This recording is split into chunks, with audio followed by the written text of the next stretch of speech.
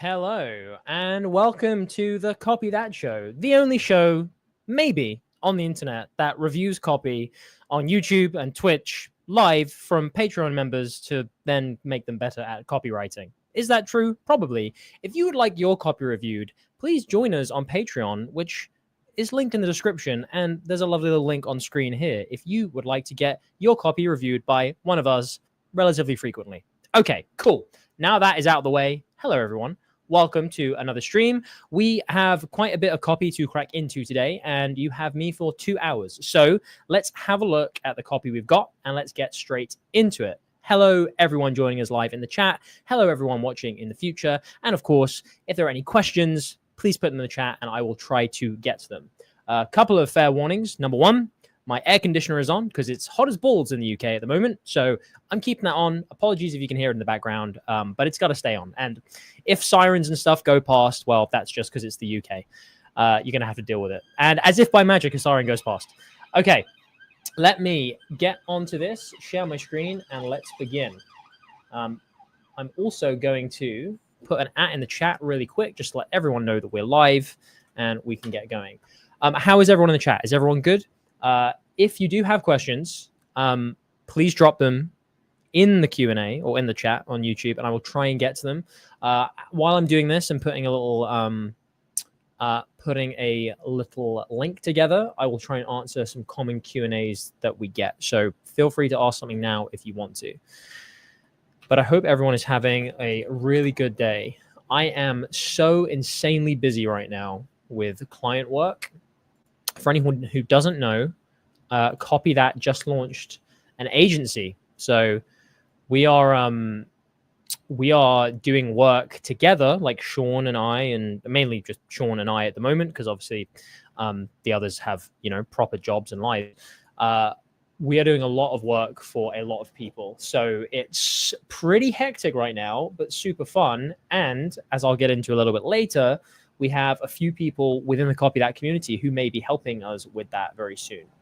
So I am going to @ everyone, copy this link, and then we'll get started. Okay. How's everyone doing? Who we got in the chat today? We've got Top, Matrix Gun, Boomstick, Liam, Moise, Shaggy, G-Man. Hello, everyone. I hope everyone is doing fantastically. Okay. We also have, and let me see if I can get rid of that banner. There we go. Although it's probably better to keep that on there. I'll keep it on there. That's probably better. So then people know how to get their copy reviewed. Bit of context.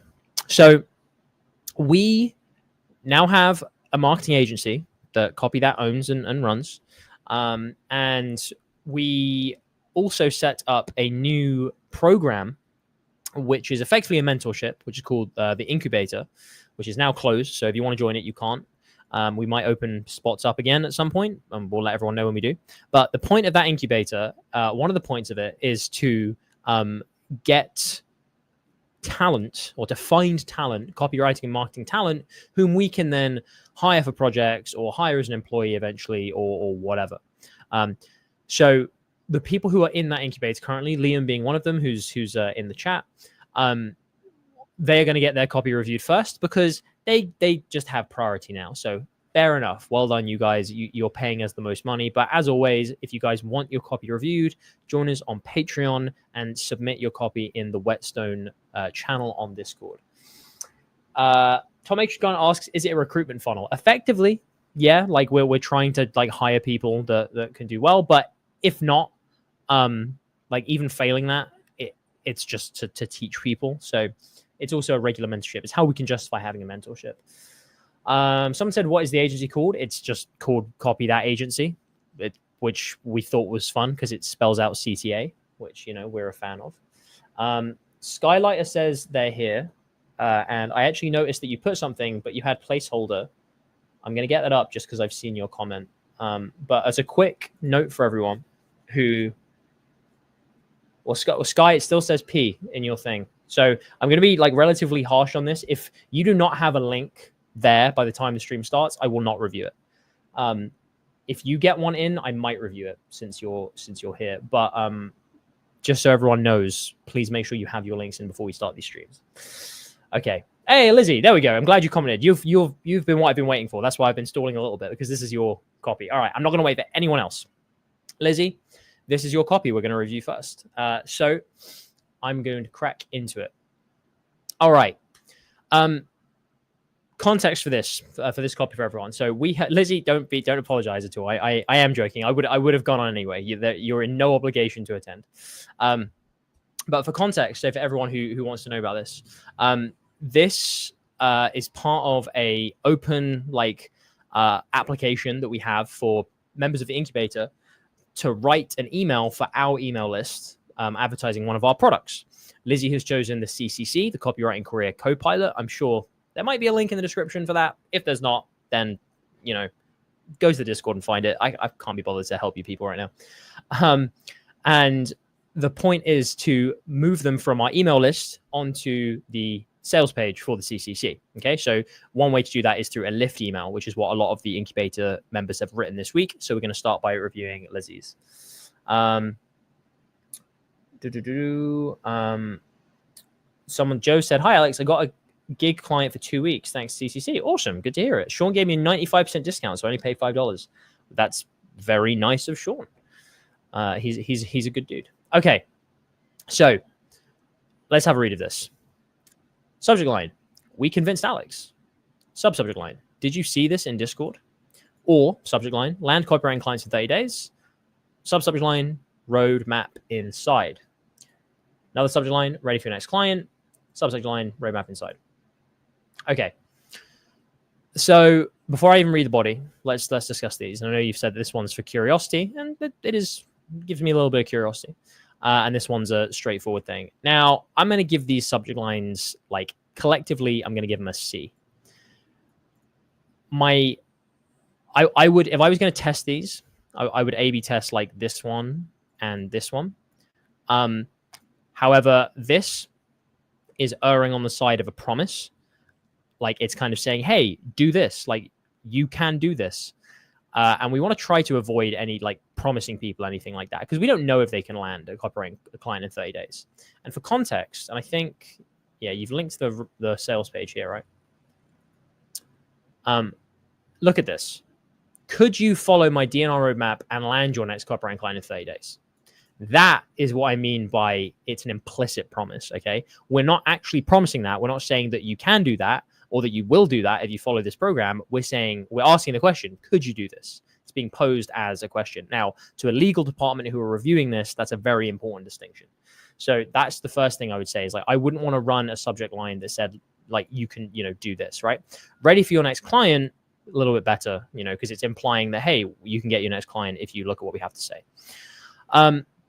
The reason I give these subject lines a C is because when we look at the 4 U's, and we often use the 4 U's for judging the effectiveness of headlines or for subject lines, and the 4 U's, I always forget one, unique, ultra specific, useful, and urgent. There we go, got them all. Let's actually just quickly analyze these subject lines and ask what of those 4 it hits, okay? So we convinced Alex. Did you see this in Discord? Is that unique? Is it showing that what you have to talk about is unique? No. Is this useful? Is it telling me that there is something that's going to be useful to me as a reader reading this? No. Is this urgent, showing that I need to act now? Not really. There's a hint of urgency to this, which is, did you see this in Discord? It's implying that, oh, this thing happened recently, you've got to be part of it. So a hint of urgency. Is this ultra specific? No, this is purely based on intrigue. Now, the 4 U's are not a cut and dry rule. You don't have to make sure you follow them. As I mentioned in one of our previous streams, one of our best performing email subject lines ever in terms of open rate was just the word Timmy. So, that did not hit any of the 4 U's. It was just really intriguing. So this gets some points for being intriguing, because obviously you're sending to a list of people who know who I am and saying we convinced Alex. There is a bit of intrigue there. So I'd be interested to run that just to see how it did. But would that beat a urgent, ultra specific, unique, and useful subject line, or one that hits 2 or 3 of those things? Probably not. Which brings me down to one of these ones. Let's take Let's take this one just because, we've discussed the kind of potential legal issue with this one. Let's look at this one. Ready for your next client? Well, use the 4 U's again. Is it useful? Yes, it's useful because it's showing me that, it's going to give me a way to land a client. So it's useful to me. So that's good. That's something. Is it urgent? No, not really. Like a tiny hint because it's saying next client. So it's implying, speed, but I'm not going to give it that. Is it ultra specific? No, it's not really specific. This could be said about anything. There's no parts of, uniqueness or specificity there. And is it unique, which was the last point I just made? Not particularly. It's not really showing me something that only copy that has to offer. So the 4 U's don't really hit on this either. They only get really like 1 here.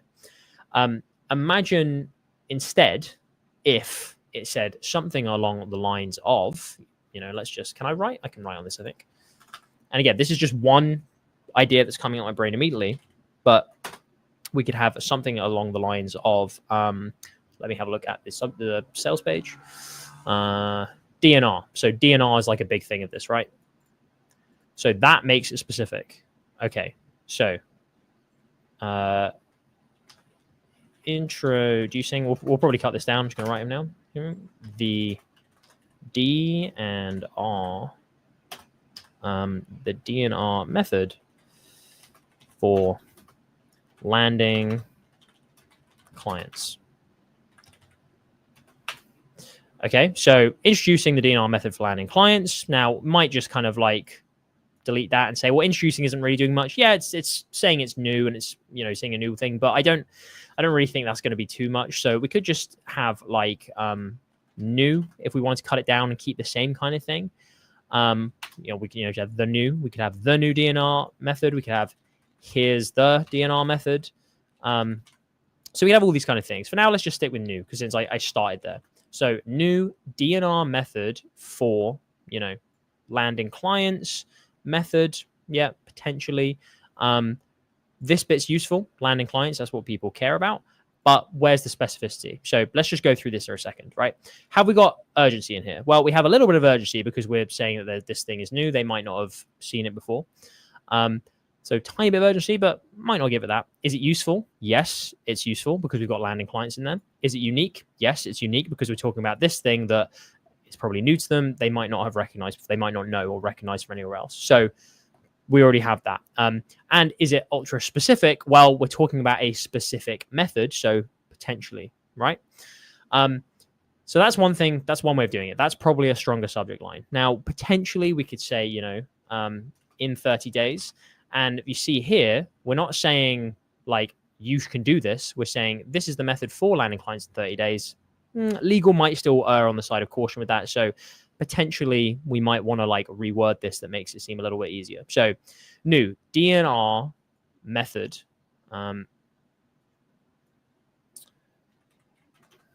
That got me a client in 30 days. So now it becomes more around like I'm talking about it from my perspective. So we're not promising the person they will, but all of a sudden it becomes someone else is saying about their experience with it. We're just reporting on an experience. That's fine. I'm actually looking at the chat very much. Sorry. I think the new doesn't need to be there. DNR already conveys something different and new. Yeah, potentially. As I did say that earlier on, but like I was just saying, just to show reducing, introducing down to new. But I do agree with you that I think like DNR or this DNR method or something would be fine in and of itself. However, new does definitely work at the beginning of subject lines, like because it's an immediate grab of like, oh, I definitely haven't seen this thing before. So Lizzie, you made the perfect comment, which is I was worried about the length of the subject line. Perfect comment, which is why I've been typing this out and wanted to come back to this. So now we need to do the exercise of, okay, well, what words here are actually like useful to us? Well, as Moe says, like new, I would say if we were being really ruthless, we can get rid of that, right? DNR method, well, those are important because that's part of the thing that makes it unique. That got me a, well, they're not really doing, they're just kind of being a crutch words for this thing over here. So for now, let's just get rid of that. client, obviously landing client makes sense. And then 30 days also makes sense. Okay. Right. So let's just completely shrink it down to the words that actually matter. Now, I'm not saying that this is a subject line, but this is a really useful task, a little exercise that anyone who's watching this can do as a copywriter. Just shrink it down to the core words that actually convey the message. So DNR method gets clients in 30 days, okay? Or clients in 30 days. That there is a shrunk down version of this, okay? Now, is that a subject line you want to send? It's up to you. It's short enough. It gets the message across. DNR method gets clients, lands clients in 30 days. As long as you go in your email or on the sales page to specifically say that, this isn't, this is talking about someone else, or this is a review, etc., etc. But if this is a factual statement, like, fantastic, because the DNR method did land clients in 30 days for people who've used it. We even had someone in this very stream say that. And of course, this is now like short enough to be shown in email servers. So we might, or in inboxes. So we might want to like add another word in there if we feel like something needs clarifying, or we can completely swap it around. Okay. So we could just say another one, like copy clients in 30 days. There we go. That's like another way of doing it, which is similar to this. The DNR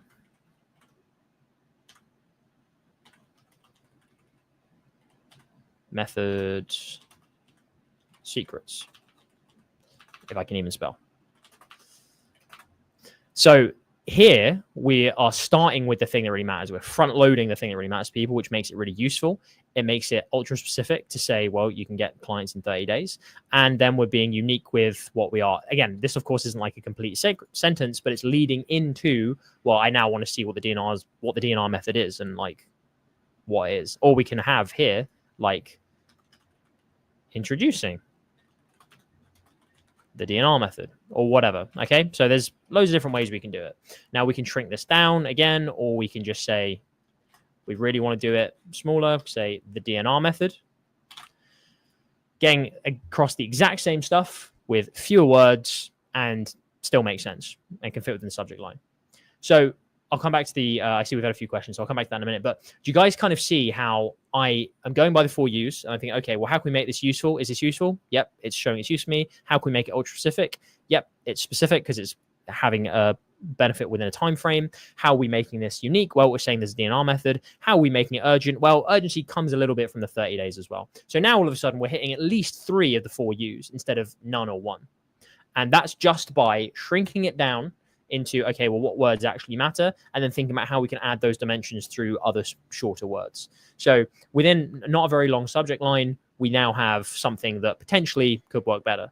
But of course, we would test it. We could run this by this one and see which one works. That's, we never know what's going to work in copy. We can just guess based on things that have worked before. So before I move on to the rest of the email, Lizzie, does that make sense so far? Now, I'm not even saying you should use this subject line. You feel free to. Please feel free to if you want to. But does that make sense, Lizzie, if you're still in the chat? And while you're answering, I will... okay, so Lizzie actually did ask, but that's a promise again. What are you stating as a promise again? This one? I'm assuming... Okay, that makes perfect sense. Was it this one that you were saying as a promise again? I just want to clear up why this is different to this, if anyone doesn't make sense. I'll clear it up anyway, just in case someone doesn't understand. So with this one, we are talking about, we're making a statement. We're stating it to the person who's reading. Land copywriting clients in 30 days. That's what effectively we're promising. Now, depending on the legal team we're working with, some people will be fine with that. And again, this probably would be fine. But we want to really err on the side of caution, so we don't want to say that. That is making a statement to someone saying, basically, what words are missing here? You can land copywriting clients in 30 days. Those are the words that are missing. And it's effectively saying, hey, you can do this. Here, this one is talking about something, a third party, this other thing, DNR method lands. Okay, so this isn't saying you. This isn't saying you can. This is saying the DNR method lands clients in 30 days. That's talking about the method itself and something that is provable, because it has landed clients in 30 days for some people. We're not saying that you can land copywriting clients in 30 days, which is what this is more implying. Similarly, this here is a question. We're framing it as, is this possible? Just like it does on the sales page. So it's a difference between explicit, which is this, and implicit, which is where you're implying that you can do it. The difference between saying lose belly fat and win the battle with your waistline. Okay, those are like two very different things. And one, you're saying, here's a specific outcome I'm promising you. The other one is, well, battle with your waistline. It could mean anything. Very fine distinction. Absolutely very fine distinction. And some legal teams might come down on this just as hard, potentially as well. Okay, fantastic. We'll get to the actual body copy in a minute. Let me go back up and read some questions. Henrique, hi Alex, I recently saw your ecom adventure, really good by the way, but it seemed to have discontinued. Did it really just end like that? It did really just end like that, and that's because whenever I did the last episode, I then started a new full-time career in-house as a marketer, as a head of marketing of a company. So I just had no time because everything was going into making that company work, and we tripled the size of the business while we were there. So good, it worked, but unfortunately I did stop with that. At some point, it will continue, maybe, because obviously with Copy That and the agency, we're hopefully going to have more cash to start our own joint ventures together, as Copy That, and time. I suppose cash isn't really the important thing; it's more time. So we should have more time and justifiability to do that. So hopefully it will recontinue, or a new thing will continue, and it will be more highly produced as well than that one. So sorry, Alex, a lot of things going on. Suppose Streaming won't happen again. Better fucking not happen again. I'm joking. It's fine. But considering that you're here now, you're the only other person whose copy I'm going to open up. So there you go. We'll review that at the end. Wouldn't that headline be unique, Alex? One, you don't send such emails to the email list. The thing about uniqueness in an email, or when we're talking about the 4 U's, is it obvious that it is completely unique just to that email, that message?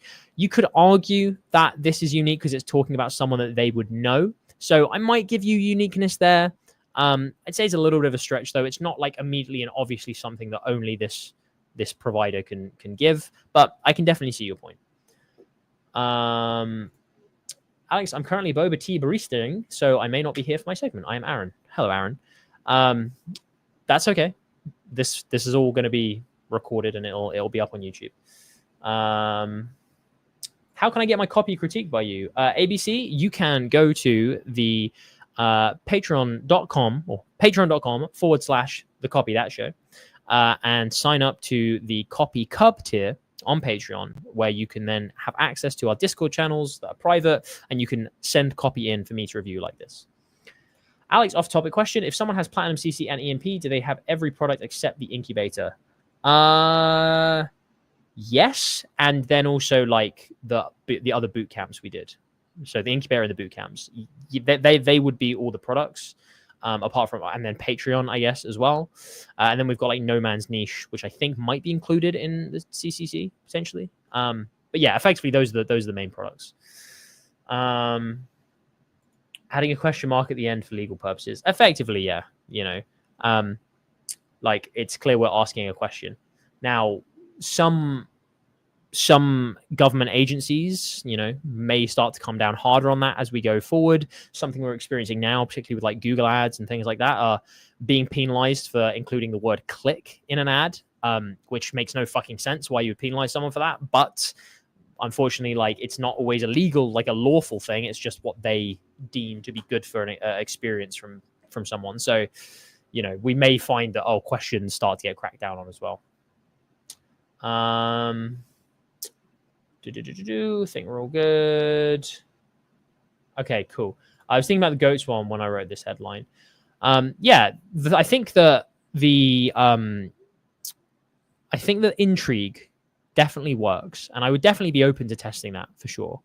So maybe we test it as a subject line itself, because it is a little bit intriguing. Can a VSL script work for Lyft? Yeah, you can use a section of a VSL script and either have it as a lift as long as it makes sense going to the page, or quote it in the lift. Like you can repurpose it for that, I suppose. I assume that's your question. All right, cool. There we go. There's subject lines. Only 25 minutes spent on subject lines. Let's move on to the body. So when you're still building your copywriting career, the advice out there can feel overwhelming. And blast out 100 cold emails a day, spam strangers on LinkedIn, chase the same $5 Upwork gig as 97 other copywriters. You know the type of advice we mean, and you also know that's not how we do things around here. We've shared countless client getting strategies in Discord, on YouTube, and in comment threads. Hours of, dare we say, excellent copy that videos, thousands of Discord messages on every copywriting topic under the sun, all great stuff. But when you're trying to land your next project, that advice is scattered. And it's hard to turn into a clear step-by-step plan you can actually follow. Now, I've not read the rest of this, but I can already tell you something that this is struggling with and this having a problem with, Lizzie, which is you are giving away the farm in your lift. Remember, the purpose of a lift is just to get someone to a sales page. That is all it's for. Don't try and sell them in the lift. Don't try and argue your case in the lift. Don't spend time presenting loads and loads and loads of evidence to support a claim in a lift, unless that's kind of like the shtick you're going with for it. But my point is, a lift, the only purpose of it is to get them to the sales page, because the sales page is the thing that does the selling. But you are selling here. You are trying to sell why the CCC is going to be like a good thing to own. And you're saying, oh, we've got all this stuff elsewhere, but now we've put it all together. That is doing too much selling. Just let people get to the sales page before selling starts, because this ultimately is what they're going to come on to see. Remember, you're not sending them to a product page where they just have the basic facts about the product. You're sending them to this copy. This is the next copy they're going to see. It's about the DNR roadmap. So if you have anything on your lift, that doesn't link very clearly to what the DNR roadmap is, and if people then click and kind of expect, hang on, I wasn't expecting anything about landing clients in the next 30 days. I was expecting to read about how copy that's products are all in one place now. I'm going to click off. And that's kind of what you're doing here, because you're talking about all of our advice is actually in one place. But then it comes to, hey, here's a challenge for you. Could you land a client in 30 days with the DNR roadmap? But this doesn't say anything about copy that's old products or videos or anything like that. This just goes on to talk about how to land clients and outreach. So you're going too hard on trying to explain what the course is. Remember that that's what this page is for. Just think about, how can I make it so intriguing and so interesting to someone that they look at the next page? One of the big acronyms that we love at Copy That is DIC, D-I-C, disrupt, intrigue, click. Grab someone's attention, which you're doing with the subject line, and then intrigue them with something. It doesn't have to be a specific anything, but is it someone's results, and how did X person achieve these results so quickly as a copywriter? Well, that's because they followed this, and then there's a link. Is it intrigue by, have you ever heard of the DNR? Do you know what, if I said DNR to you, would you know what it means? If not, you're in luck, because you're about to make the biggest, you could be about to make the biggest copywriting breakthrough of your career. Okay, intriguing. It's I need to know what this is. You're just trying to intrigue them to click. They want to see so they want to see what that next thing is. And then of course, C being click, the link. That there is what I want to see from a lift. At the moment, this is doing too much. And typically, we don't judge lifts by length. Lifts can be long if there's a reason for them to be, but typically we find lifts being quite short because we just want to do enough to intrigue them and then get them to click through. So does that make sense to you, Lizzie? Please let me know. Hi, Alex. How much do you typically charge for an hour of your time one-to-one? Cool. I can show you how much I charge while we're waiting for Lizzie. I charge. Where are we? That. I charge $495 for an hour of my time if you want to have a one-on-one call with me. And if you want to do that, this is technically selling my own things, not for Copy That. So probably shouldn't be doing this on the Copy That channel. But since you asked, that's where you can go. You go to my website, alexmyatt.com, and you go through my Calendly, and you can buy an hour of time with me if you want to. But again, If you're a beginner, don't do that. Like, fucking don't do our free stuff. I guess there's a solid hour until Alex reaches my copy of BRB. Yeah, probably. Does your new agency have a website, Alex? Yes, it does. I think it's copythatagency.co, I want to say, but like I literally slapped it together in about 30 minutes or something like that on Squarespace myself. So it's like one page with one fucking form. We don't need a website because we already have a ton of clients, because obviously we just know people. So the website isn't really something we're needing to focus on for, well, probably ever. But yeah, so don't expect anything beautiful. You don't review from Discord. I review from the Whetstone Critiques channel in Discord, which you can only access if you are a member of our Patreon. Should you have stats when you mention a certain percentage? 97%. What do you mean? Should you have stats? I was saying, should you have proof? If you're making any claim, you need to have proof for it somewhere. There needs to be a reason for that. Like, unless you're doing it as a kind of speculative thing. So, for example, I've written plenty of copy. I'm like, 90% of copywriters won't know this. And it's like, well, no one can prove or disprove that either way. But I'm just kind of making a general point around, like, people won't know this, or you're going to be better than 99% of other copywriters. But if you're saying, 86% of copywriters in the United States earn less than this, that's a fact that you're claiming. So you better have some proof for that. Lizzie, I get what you're saying. I thought I will try again. No worries. One of the things, like, I will point out here is that you are trying to, one of the best, like, some of the best lifts we've ever sent have just been 2 lines of copy. That's it. And it's just like, for example, let me write something down. Like, if I was doing this, let's just take, I don't know, let's take this subject. Let's just imagine I'm doing something for this subject really quick. Here's like a lift that I might write. Have you ever heard of the D and R method for landing copywriting clients? No? Then today could be the day that changes everything for your career. Click here to discover how copywriters are landing the best clients of their life with the simple D and R roadmap. Okay, there we go. That's copy. Copy clients in 30 days, the DNR method. I don't think we put 30 days anywhere, but to just land the best clients of their life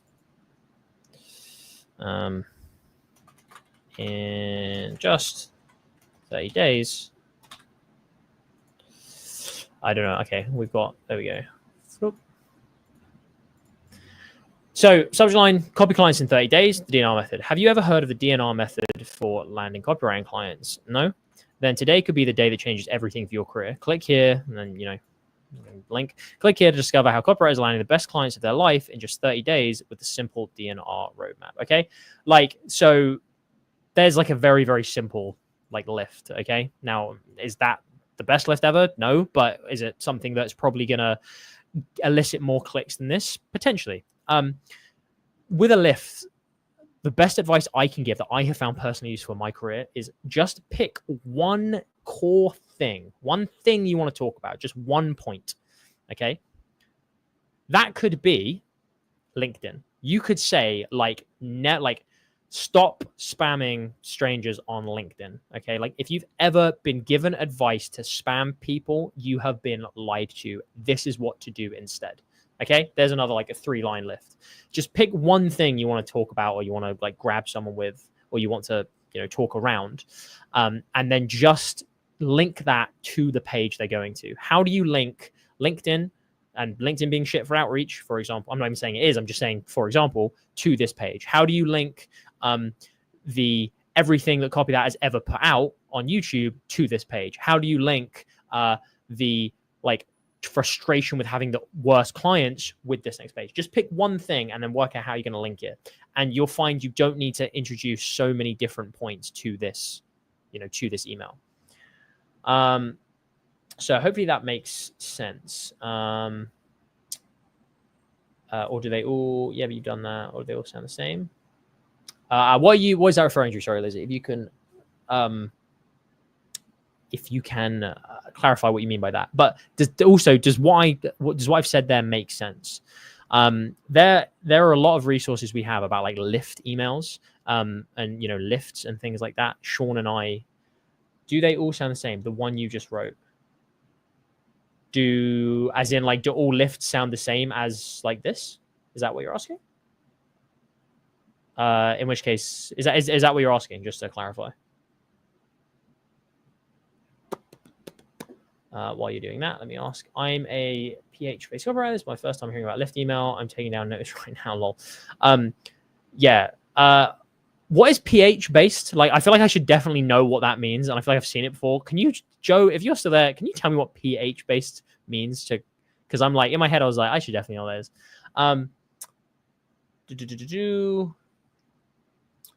It looks good, nice and clean. Never knew you guys worked with Dove. That was me. I think most of those logos are me just because like I know who I've worked with and I didn't want to bother the others for asking shit. So I was like, okay, let me just put stuff up there. But yeah, it's not it was just a very quick job.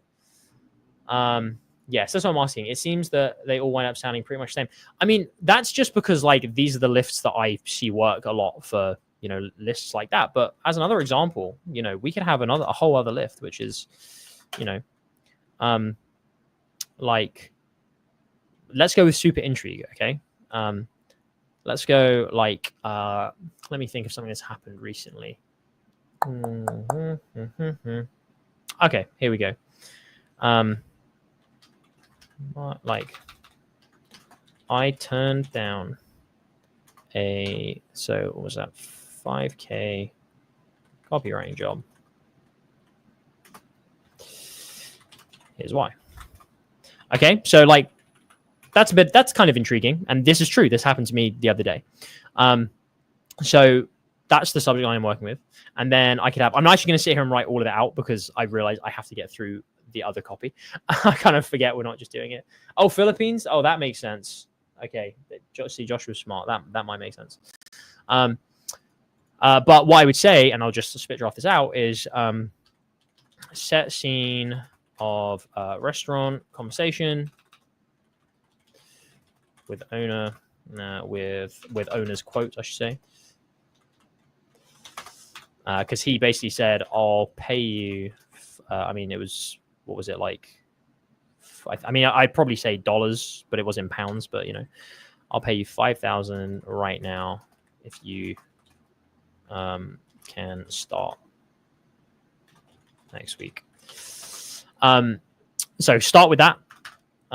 Then explain why I now have to turn down copy work. Because I get so many people asking me if I'm available for shit and I'm just not anymore. And then a line about how it's second nature now, but it didn't used to be.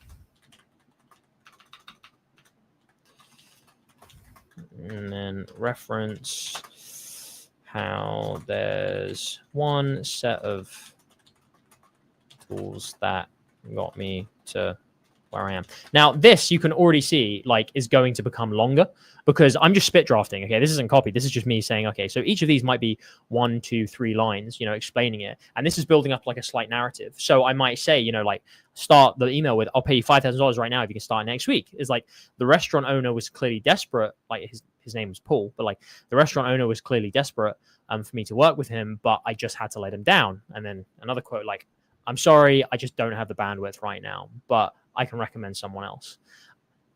Like 7 years ago, I would have thought I was crazy to talk down to turn down an immediate payment for copywriting work from someone who was desperate to work with me, or someone who was, like chomping at the bit to work with me, whatever.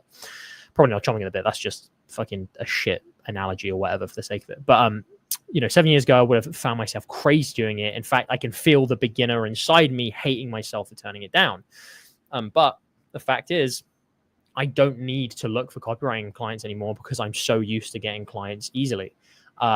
It wasn't always like this, but thankfully I had a set of tools that put me on the right path.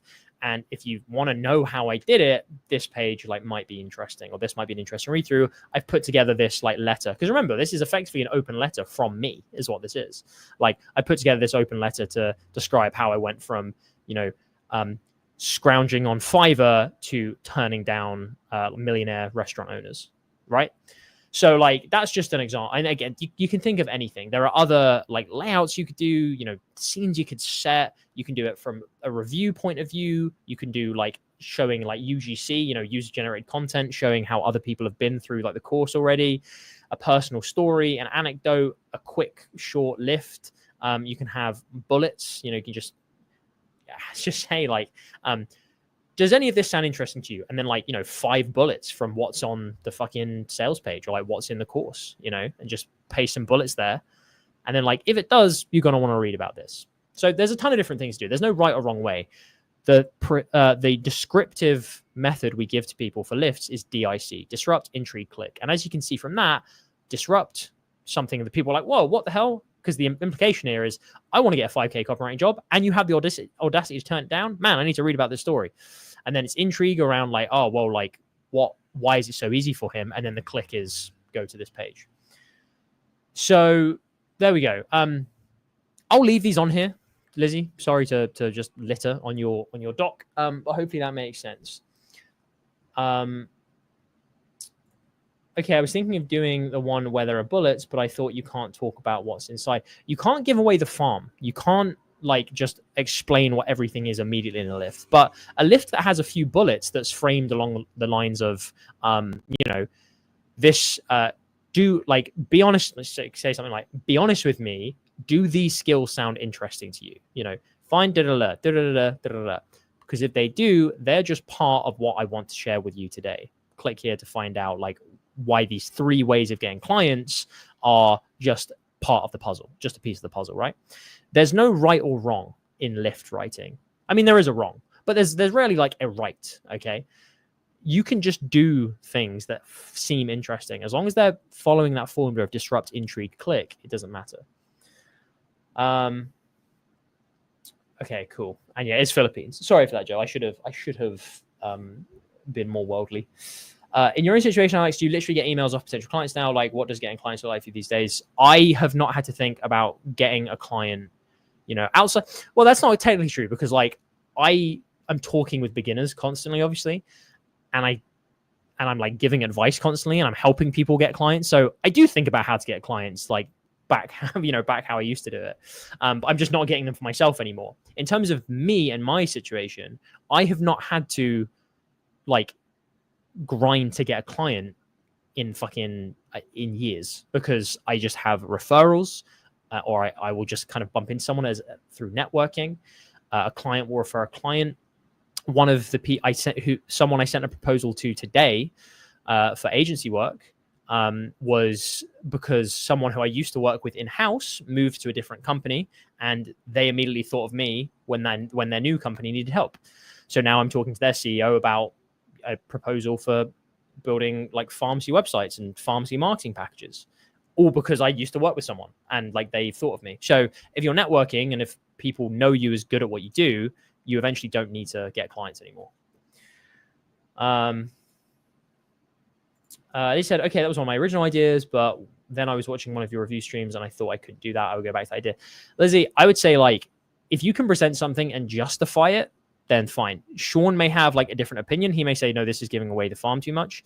What I would say is I would keep it to, kind of how we say it on here, right?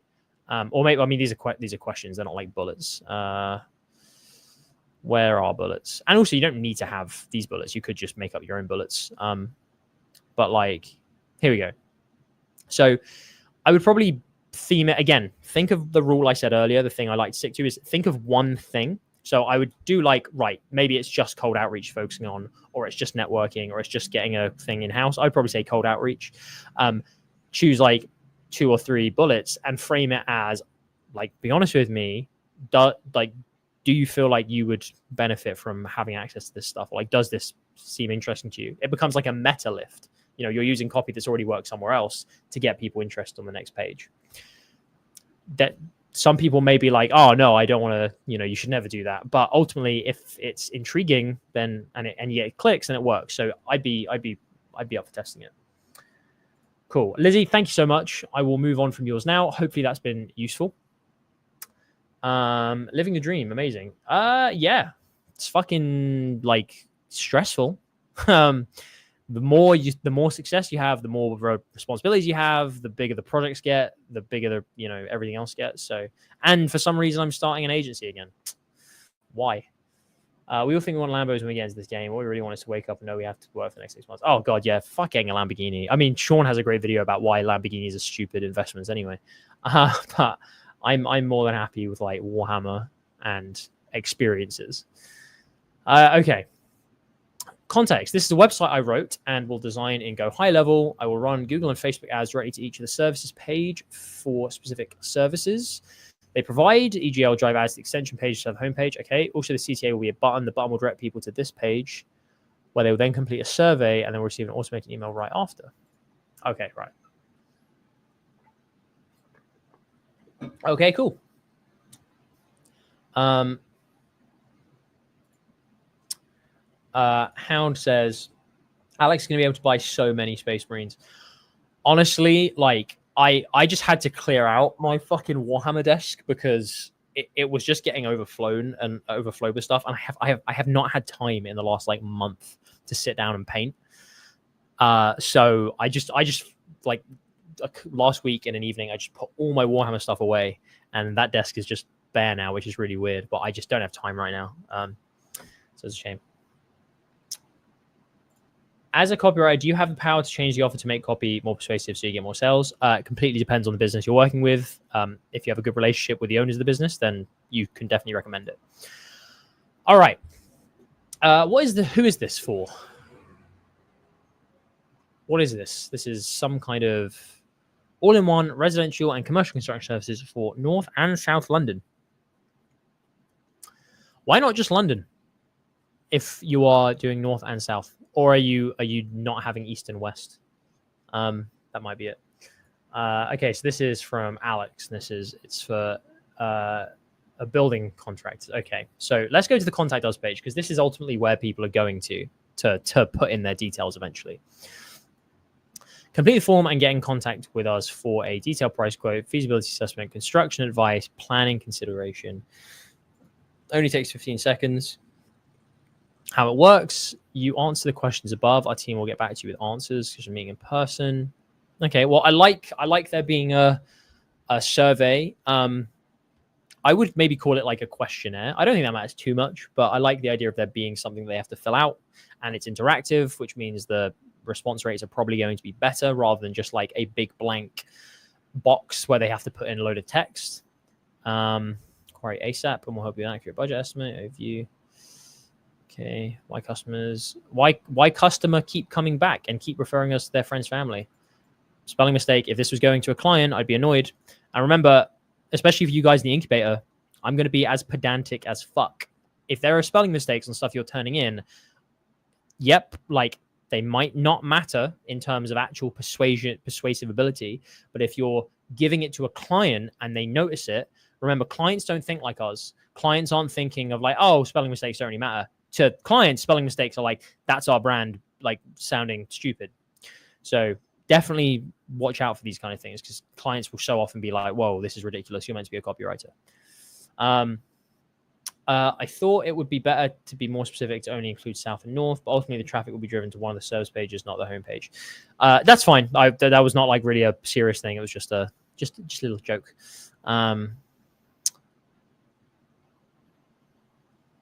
Okay. Let's have a look at one of these extension pages. For the contact us page, I would say, like, awesome, you've got how it works on there. That's really useful for survey or contact us pages because people so often like are fucking idiots and don't actually know how these things work. I would say small thing, but like you're calling it form here, you're calling it survey here. What is that? Is this just like a few different boxes that you have to put in loads of text for? Just be consistent with what it is, because I know it seems like a little thing, but someone might fucking read that and go, wait, there's a form as well. Do I need to like look for a form, or is this a survey or what? Detailed price, quote, feasibility assessment, construction advice, planning consideration. All that's fine. This is fine. Like this is inoffensive. So, and you've got only takes 15 seconds there. We'll be interested to see how easy this is when you've built it. So when you've built this, if you are actually building this, would be awesome to see it like when it's completed. All right. Homeowners in North and South London. Okay, cool. Calling out. Want to extend your house without worrying whether builders are ripping you off or cutting corners. I would say it's a little bit wordy. And if this is your one of the main points, which is, you know, like that's the objection you're trying to kill, which is very important. One of the things I always talk about with you know, with copy generally, but especially with any like tradesmen or like local businesses, you want to kill the big objection straight away. Like you either want to kill a really big objection or you want to like be clear about a very big benefit that people care about. Those are kind of two things you want to do in a page. So if I'm worried about cowboy builders, you know, like ending up on like rogue traders, that's something that's important to me. How can you get this across in a quicker, more concise manner? Because I think this is fine. Want to extend your house is something where it's like, I honestly just think you could put house extensions here and it would cut a ton of words. Just put house extensions, right? That gets that across, because they will have had to have clicked on an ad which says something like, oh, house extensions, or get your house extended. So house extensions, and then you can just have without, and again, it's just wordy. It's like worrying whether builders are ripping you off. Worrying whether builders are. Doesn't need to be there. House extensions without inflated prices or cut corners, right? Something like that. Without cowboy builders, whatever terms people are using. I'd use your iVoc data here just to see what terms people are using. Is it cowboys? Is it rogue traders? Is it cut corners? Is it shortcuts? Is it, you know, like cheap material? What is it? What are the things they're really complaining about? But you could just have like house extensions without cut corners or inflated prices.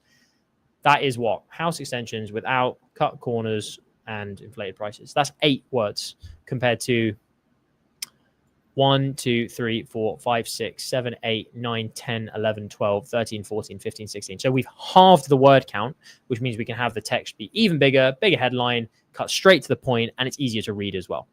So like that exercise we did earlier, just think about what the function words are, what the crutch words are, cut them out, reword it. However, in terms of like getting to the point of what people care about, if this is the big thing your research has determined, then awesome. Good way to have the objections cut. If yes, click the button below and get in contact with us. We're a family-owned construction company that's been in business for almost a decade, fully insured and licensed. We'll take pride in building house extensions the right way. I would convert these to bullets. If you're doing this on a website, have 2 or 3, which is like family-owned, you know, like for X years. Another one which is, you know, registered with the qualified building insurance fucking agency or whatever the hell there is, and then like more than 7,200 happy customers. Okay, because that's going to be so much easier to read than this, and you can be far more pointed in getting those objections across. I can tell you, working with local tradesmen, people want to know that you are accredited by some kind of agency. They want to know that you have a load of happy customers and good experience, and they want to know like how quickly you can get out and do it, basically. So I would trade in all that for a few bullets that really hammer on those objections. They've only had about 130 customers. Well, then don't do that. Do something else. But you could think of, I could probably rattle off about 10 things that you could put here. But the point is, whatever is most important to the people who you're doing the research on, that's what you should put. So it could be accreditation, how long they've been in business, that they're family owned. It could be the quality of materials they use. It could be where they operate. I know you've got like London, but you could say, again, all 36 boroughs or whatever, or 32 boroughs. How many boroughs are there? 32. All 32 boroughs. You could have the number of specific like jobs that you can do with people, like extensions. You can have how many like workers that you've got. You can have how long, or like, how many workers in relation to like how long the job will take. You can have the like all year round kind of thing. You could do the fact that you work on weekends. You could do the fact that you can start really quickly. You could do the fact there's so many things, which like obviously I've not done the research for what people are searching around like having their house extended.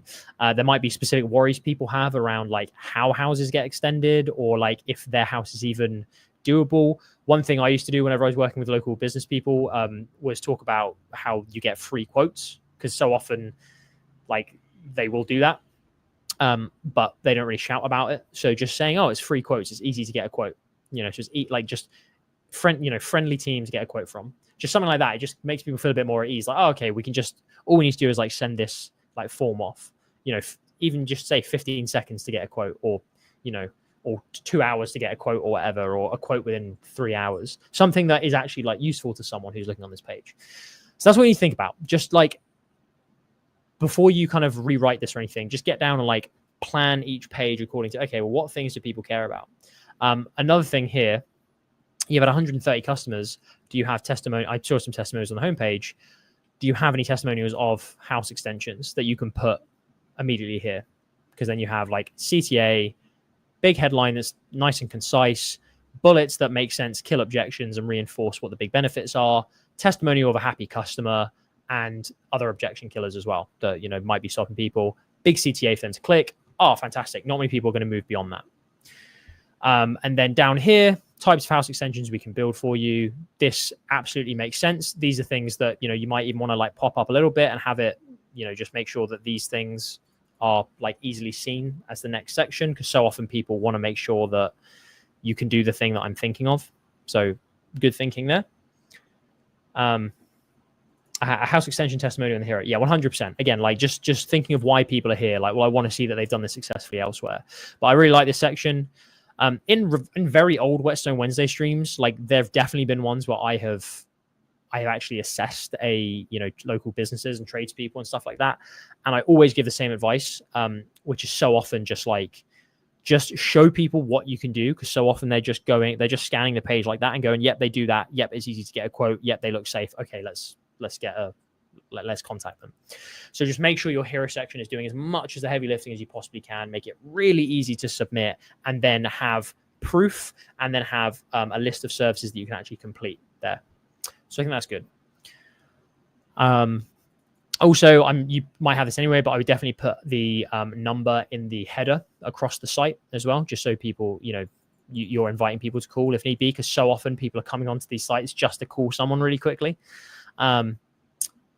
So I like that. How it works. More stress. Cool. 1, step 2, step 3. Yep, I like this, because again, this is future pacing around what you're doing. Notice how I'm not even reading this small copy, because this isn't how someone is going to be reading it as a viewer, right? I'm just going to be scanning it and be like, oh, okay, I know how it works. I know they do the thing I want. I know they've got a bunch of proof. Fantastic. And you've got a nice list of bullets around stuff you have. So that's fantastic.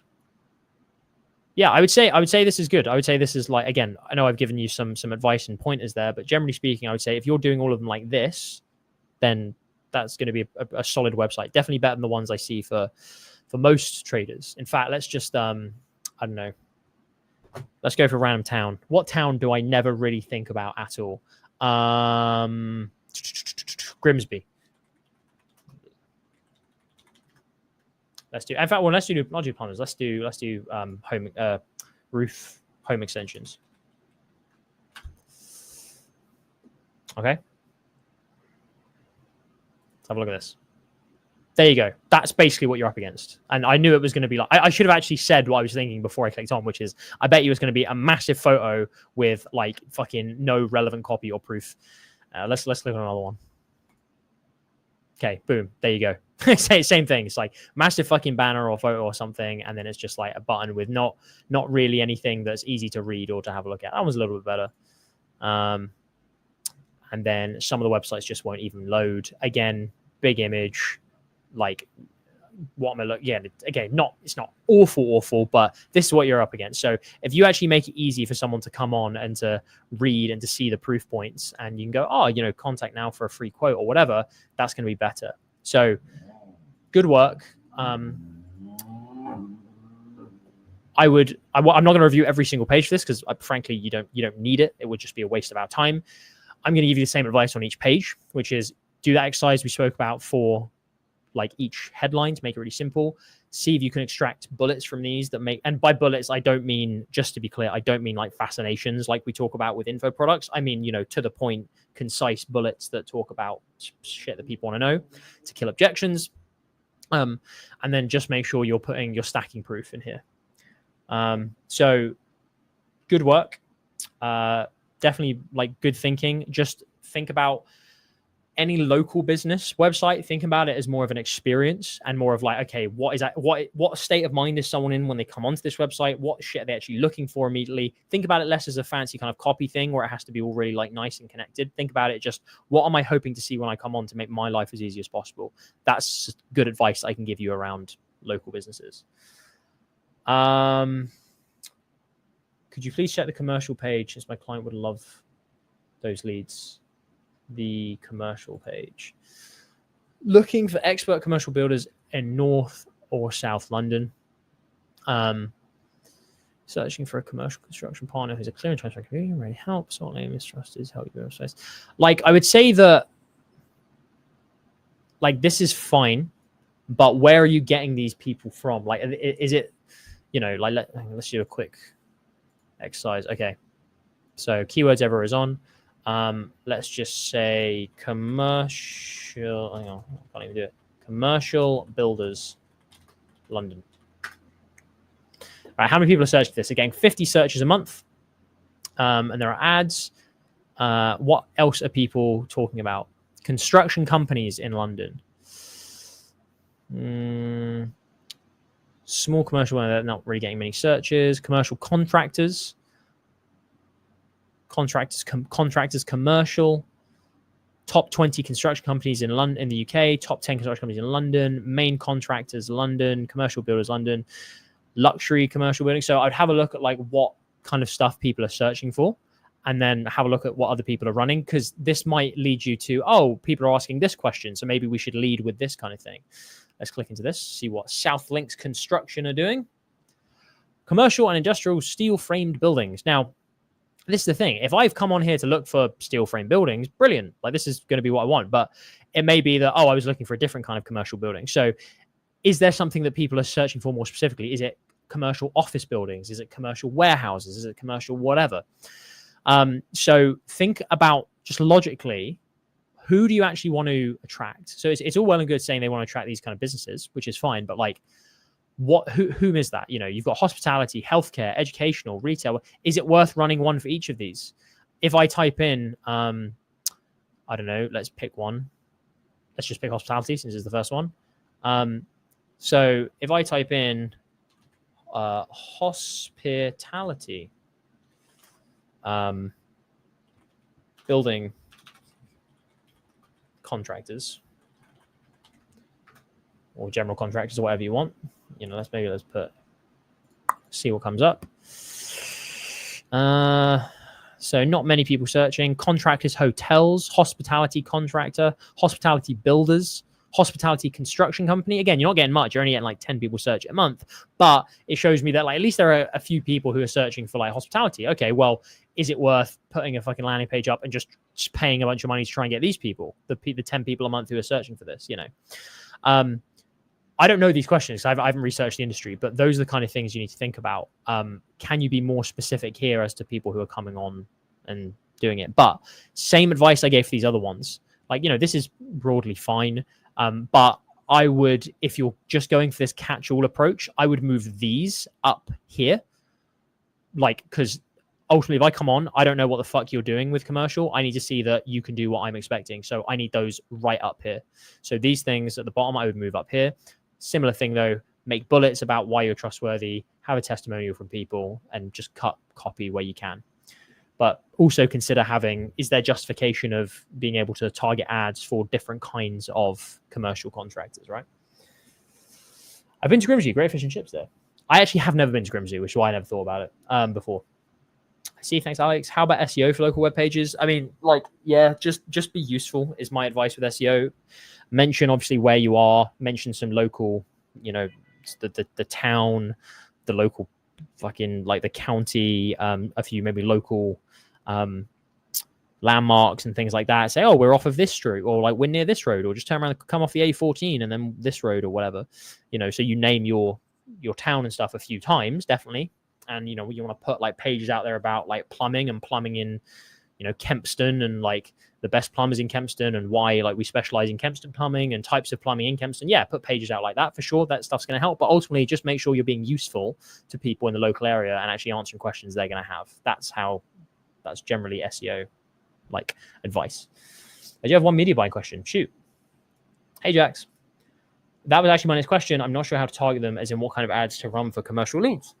Just target, like, if you think people are going to be searching. Again, I mean, also, I see Liam just asked what extension you're using. I'm using Keywords Everywhere, which is a very useful little thing, which I've been using a lot recently. Just go to the logical things that they might be searching for. So hospital builders in London, or office builders, office construction companies, warehouse construction, warehouse contractors, warehouse builders, right? Google's not going to charge you if no one's searching for it, because no one will be clicking on the ads. So you may as well just try it and divide it up into those main services that you offer and just see what happens. That's what I would do. Alex, why do I hate SEO and can I be saved? I mean, I don't like SEO either, but I pick it up and I've done quite a few big SEO projects. But like, you just gotta do it, man. Just add another tool to the belt. All right, Alex, hopefully that was useful. Any other questions before we move on? I don't want to go through every page because I'm just going to be giving the exact same advice each page, since it's, you know, very service driven, but hopefully that was useful. Cool. You're very welcome. All right. Next, assume this is, your access file has been updated. Brilliant. Thanks.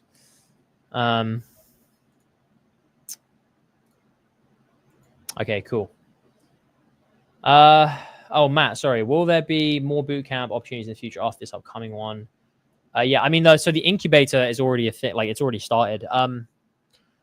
Like, I'm not quite sure how we're going to do this. I'm not sure if we're going to open it up like monthly, or if we're eventually going to have it just be an open thing so anyone can join as long as it's not full. Need to discuss that. But yeah, we'll probably open it again like next month.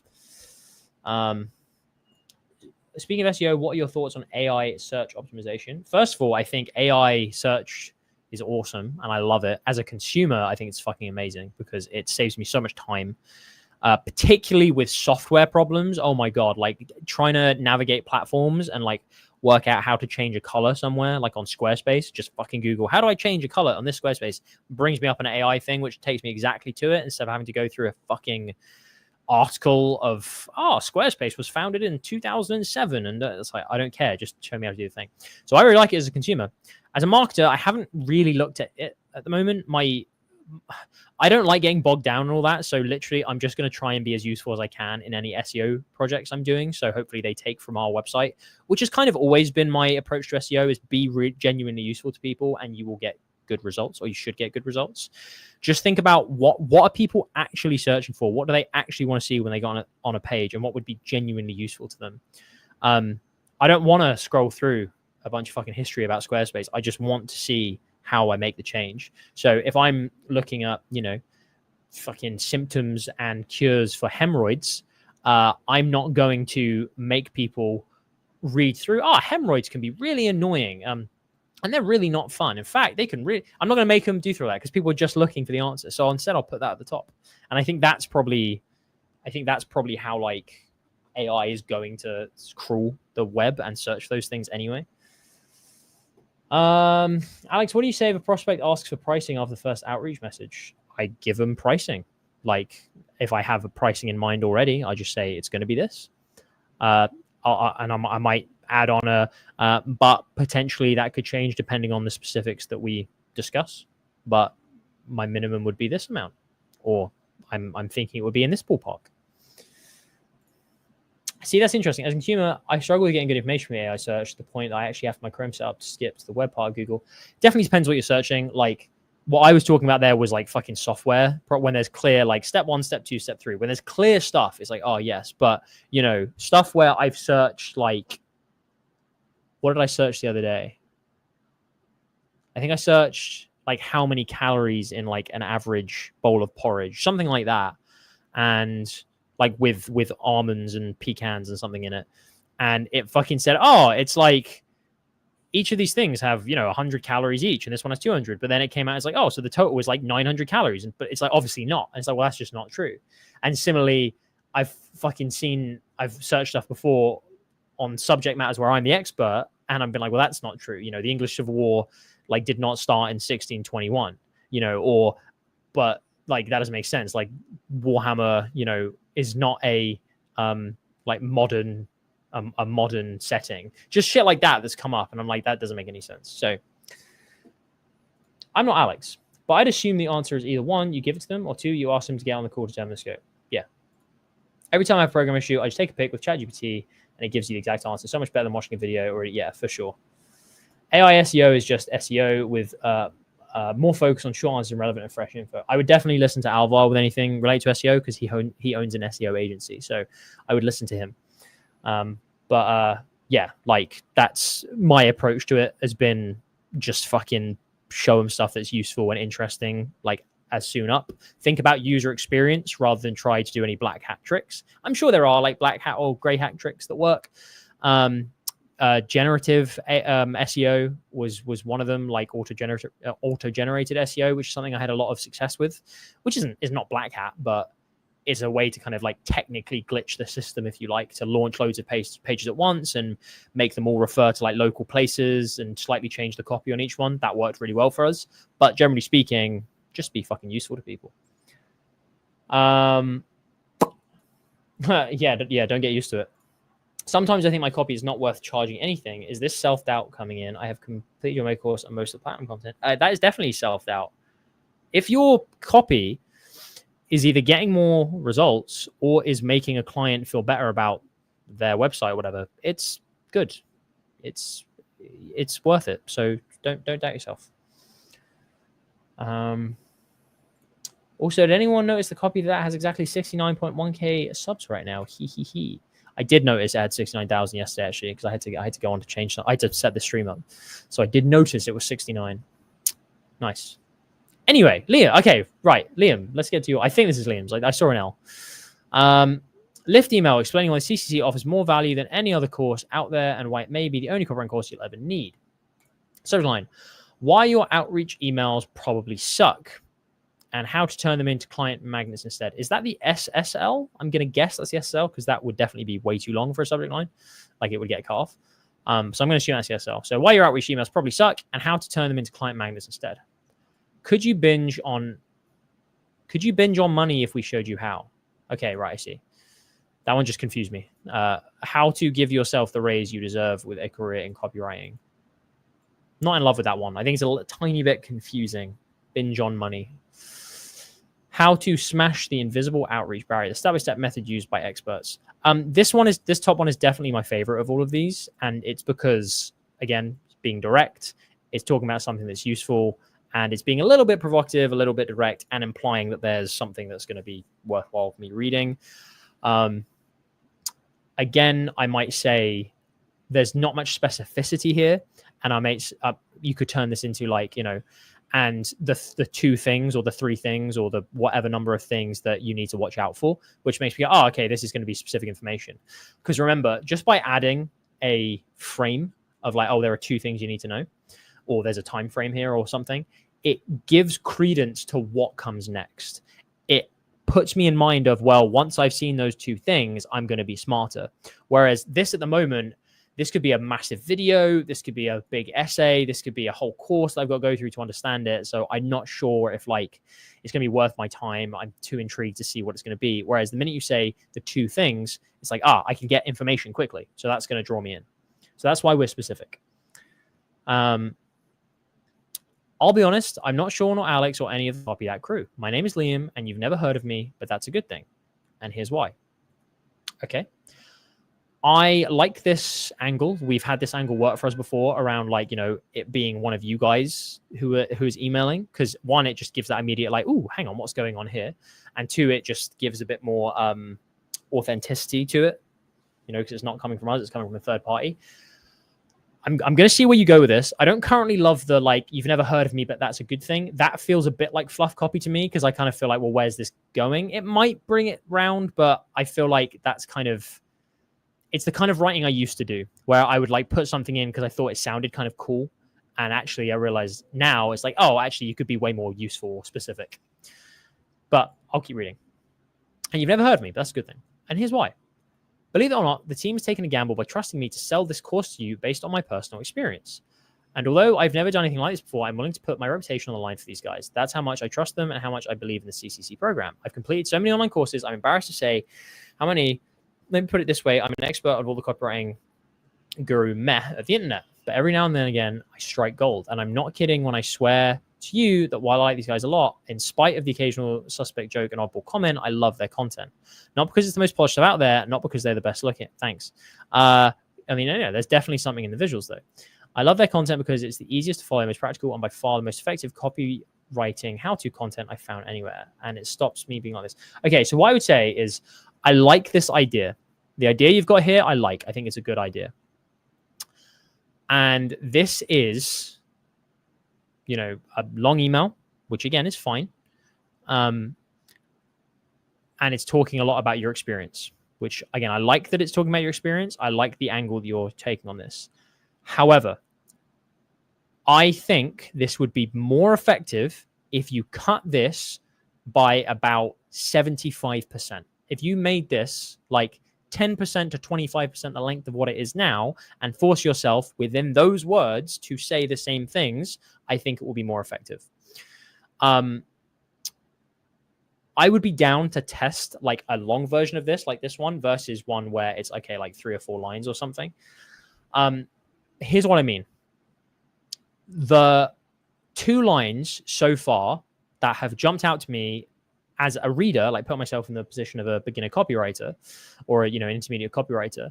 The 2 lines that have jumped out to me are this one, which is like, I've completed so many online courses. I'm embarrassed to say how many. Like, I'm not saying that in itself is like the best way to like write it necessarily. However, Liam, you've just said, I totally agreed. I let it run away with me. That is exactly how I would describe my first like 3 years of copywriting, was letting copy run away with me. Like I would just keep writing. Like I would just write so much and be like, this is a cool bit. I'll put this cool bit in. Like, but I should like connect these 2 paragraphs in a cool way, or I should have another bit here. I was constantly writing, and I became a much better copywriter when instead I turned my mind to how can I cut this down as much as possible, which seems counterintuitive because we talk about how long copy is often more effective than short copy. But remember, long copy is still cut down so much from what it initially is. It's how can every line be concise and useful to me. So try and flip your thinking to that because it will make you a better copywriter. But anyway, I like this line because it gives credence to you as someone who is talking on like as an authority match on this subject. And I think that's quite an interesting thing to just say, like, I have taken, and I wouldn't put so many, like I would actually count, like how many courses have you taken? Is it like 6? Is it 11? Is it 14? Is it, 21, whatever. And imagine starting with, right. And I get rid of, I'll be honest, because again, fluff copy is not needed there. Just say, I'm not Sean. I'm not Alex. I'm not any member of the Copy That team. My name is Liam, and Copy That have allowed me to write this email. Okay. Ooh, intrigued. Why? Then straight into, I have taken 21, and again, might not this many, but I have taken 21 online copywriting courses over the last 5 years. And I truly believe that, whatever you want to say. Now you don't need to big up copy that, but you could, if you want to say it yourself, you say, I truly believe that this method for getting clients, and you can have like a link there to the page, is the best I've come across. And I had to copy that for it, which is why I wanted to write this email. Okay. Now that fucking in itself could literally be the whole lift. I'm not saying it is, but that could be the whole lift, because you've really got then, oh, this is intriguing that this isn't the person we're usually used to hearing from. You've taken a lot of courses and this is the one that you're saying is best. That's super interesting to me. That gives so much more punch, right? Because you're showing that you believe in the program. Okay. You're showing that you've struck gold. Okay. You don't need to say, I love their content, I've struck gold, because you fucking show it with those 2 or 3 lines saying, this is the best one I've ever come across. So again, I think here, right? If this is being a pure lift, you should not be linking to anything else. You shouldn't be saying, oh, go and check out the 5-hour free course. Now, if you're doing this as like an altruistic lift, which is more kind of, like, oh, actually, I just want to signpost them to stuff that might be useful to them, that's fine. But if you're coming to us saying, hey, this is to sell the CCC, and you come to me and the first link that I see is not to the product, it's like, well, this just is not optimal. I remember a lift should be of one purpose, of one mind, of this is what we're doing. And again, similar to what Lizzie was doing, right? Giving away the farm quite a lot here, because this in itself is like a sales email rather than a lift email. If you pitch this as a sales email and it went straight to a checkout, then okay, maybe. Or if you wrote this on a landing page, okay, maybe. But remember, you're pitching this as a lift email and it's going to that page. It's going to the CCC sales page. So you're going to see all this stuff. What I'm going to do is I'm going to do something painful for you, Liam. I am not going to read through all of this, because the copy is like well written. It's obvious that it's well written and you can write well. But I'm not going to read more of it, because I want you to feel the pain of working really hard on something and not having someone read it all the way through really detailed, because they've told you like what now to go and do. I want you to come back with no more than 25% of the words that you've put, right? And I want you to think in that lift, that lift function. And I want you to think about what they're going to be seeing next and how to show that this is something that should be listened to here. Does that make sense? Irarev says you could use the angle of nobody knowing you, which is exactly why TC is effective and unknown copywriters signing clients from the course without having a massive reputation in the industry. Yeah, definitely agree with that as well. Because again, like one of the powerful things about this angle you've gone with, Liam, is you can use your own proof and the stuff that you have used the CCC to do. You can say it's helped earn me this much, or I landed my first client within this long, or whatever. No worries, totally get it, will do. Awesome. But I like the idea you've had is a good one. You've got to execute it in a way that makes a bit more sense for this format and for who's going to be reading it. All right, great. Let's get rid of Grimsby home extensions as well. Okay, sales email. So quick note for everyone watching. The difference, now it's a bit of semantics, but the difference between a sales email and a lift email is a sales email actually sells the product. Okay, it actually takes you through the product. It's like a sales page, but on an email. And then it just takes you to like a single product page or like the checkout, right? That's kind of what a sales email is. So you often find them a lot more in like, SaaS businesses, in e-com businesses, stuff like that. Info products typically do more lift emails, where, as we've been discussing, the point of the lift is just to get them to the sales page that already exists, because that sales page has been like honed, because it's a very like big job to try and get someone to give you money if you're selling an info product. This one is actually being framed as a sales email, and this one so this is from Aaron, and he's actually said there are 2 emails in this document: a longer sales email and a shorter lift email, which I personally think will perform better. So, oh, okay. So I understand. So these are technically both lifts, but one's a long lift and one's a short lift. Okay, right. So Aaron has pointed that out. That's fine. Again, that's why I started by saying, look, it's semantics. There are probably people who call it a sales email just because of its length. I don't really give a shit. That's how I define sales email by is it actually trying to win the sale in the email itself? And I just go to a page to fill out a checkout form. Is the CCC emails a task that people had to carry out? I'm just curious why everyone's writing for CCC emails. Do you guys give tasks in the Whetstone channel? No. So this one, the ones we've been looking at so far today are all people in the incubator. So people in the incubator, we've given the opportunity to write for our list, and they'll get paid, if we use their copy. So that's why a lot of people are writing for the CCC. And it's not even just for the CCC; it is for the EMP as well. People can do, but in fact, there's actually going to be a new sales page out for the EMP pretty soon. Let me just show you. Let me get it up on this other screen, and then I'll bring it over.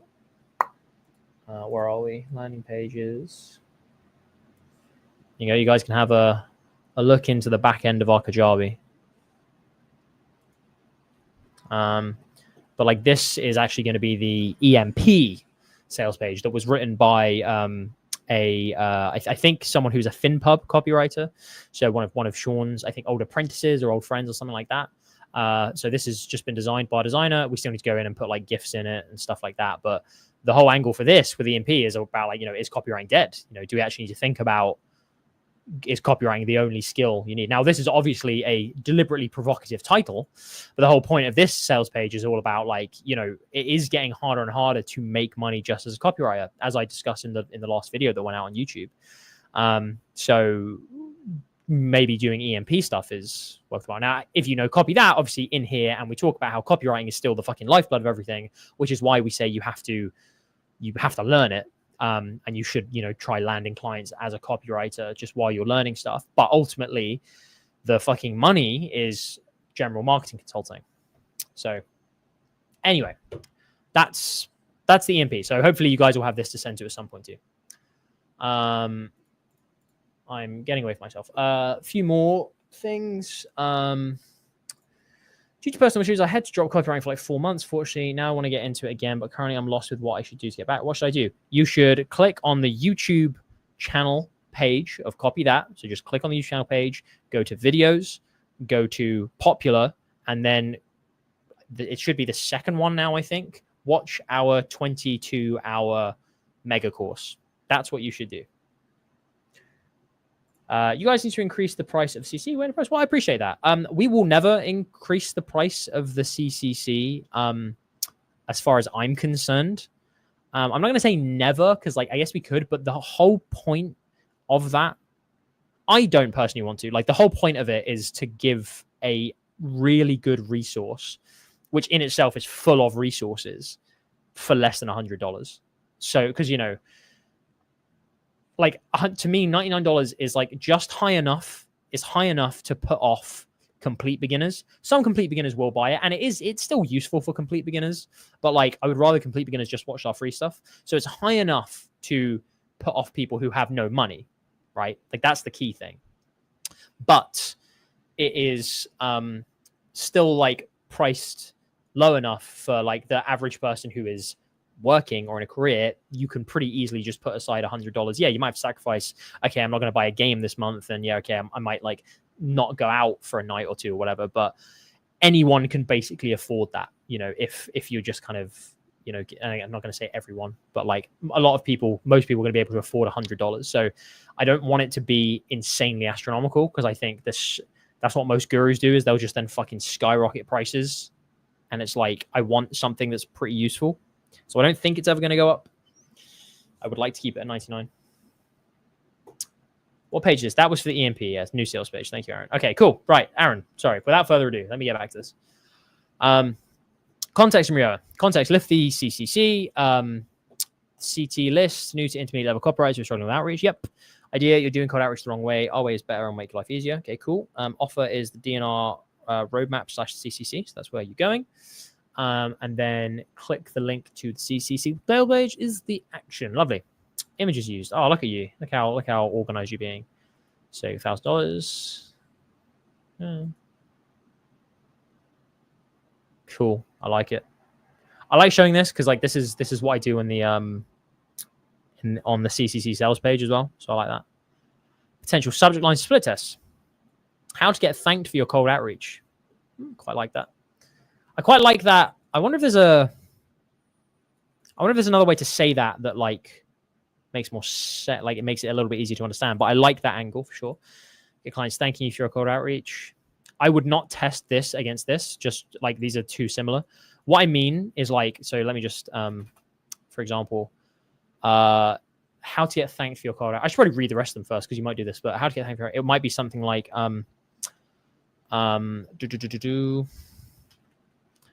like this prospect said, thanks. When I emailed them, like something around, obviously I would shorten that, but like something around like, you know, they said thanks. Like, or like my cold email got me praise, or something like that, got me praise, or like clients who like love, oh yeah, you've got that. So this is why I should fucking read. But yeah, I wonder if there's like another way to like frame that, or say like put the word thank you in there. Even just maybe start with thank you, like the word thank you, and then like why clients love my cold outreach, something like that. Anyway, how to get clients praising your cold outreach. Fuck off, stop messaging me, like that. How to get clients to love your outreach. DNR method, it gets clients loving your outreach. I think those are interesting. I'd say they are like B subject lines. Again, maybe putting the 4 U's into practice some of these might be useful, but I think they're strong enough to stand up on their own. I like that one. I think that one would do well. I would test that one. I think that's got a lot of intrigue. This is bugging me because I want to come up with like the perfect version of this. Thank you. Get clients saying thank you for cold emails. Okay, anyway, doesn't matter. But yeah, these are solid Bs like overall. My favorites, I definitely I like this. It just didn't quite, it's not quite the right kind of like cadence for me to be like, oh yeah, that's gonna be great. Definitely like that one. Like that one. I would also, I know you're framing it as a U and like a how to, but I would also kind of like consider something like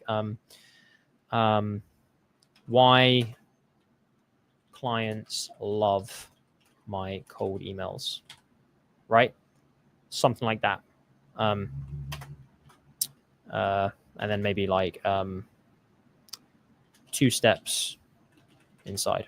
Okay, so something that then, oh, there's a reason for me to like look in the email, right? Or the 2 steps, or like the hack inside, or revealed inside, something like that, right?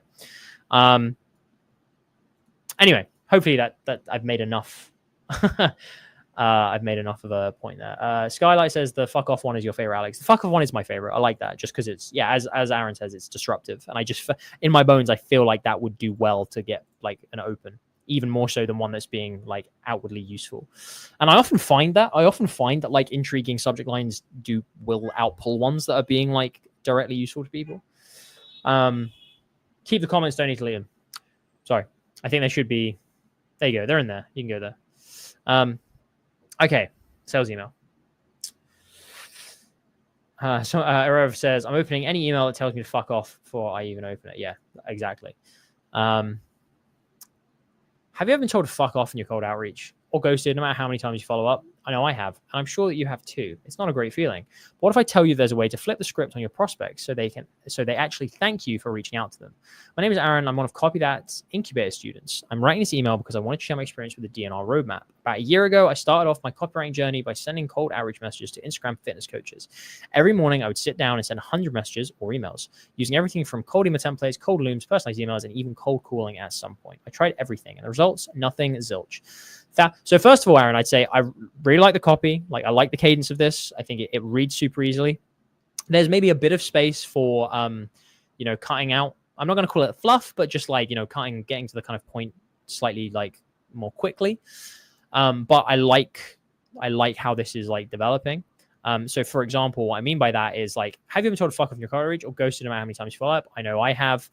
Awesome. Like this is like a redundant line to me. Because like we know it's not a great feeling, and the whole point, you kind of already asking them like has this happened to you? So that's kind of implied. So that's what I mean by like just cutting some fluff lines. Like really just ask yourself, okay, like, is this actually needed as a line? Probably not.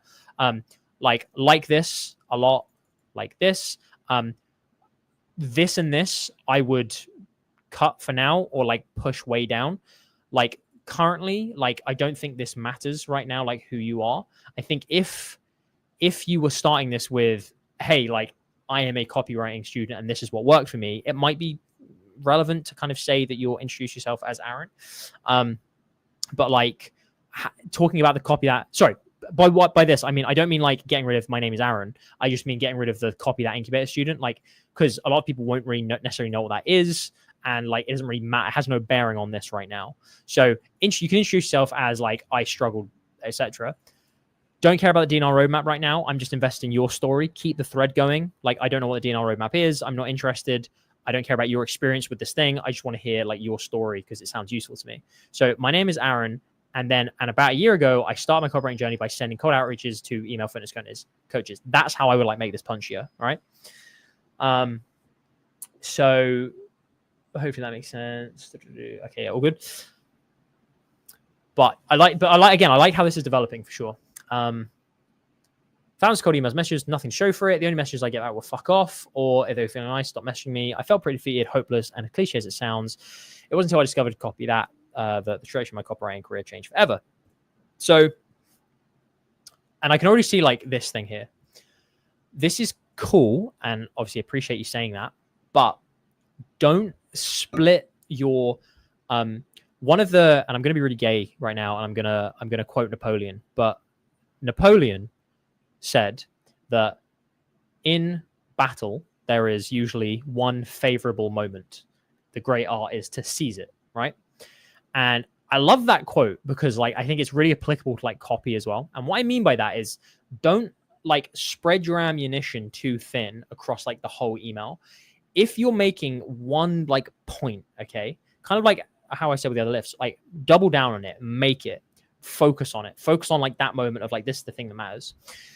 Talking about copy that's masterclasses, talking about how great copy that are, right? Introducing the DNR roadmap kind of like half-heartedly saying, oh, the DNR roadmap didn't exist yet without having actually introduced it, if that's what you're going to do.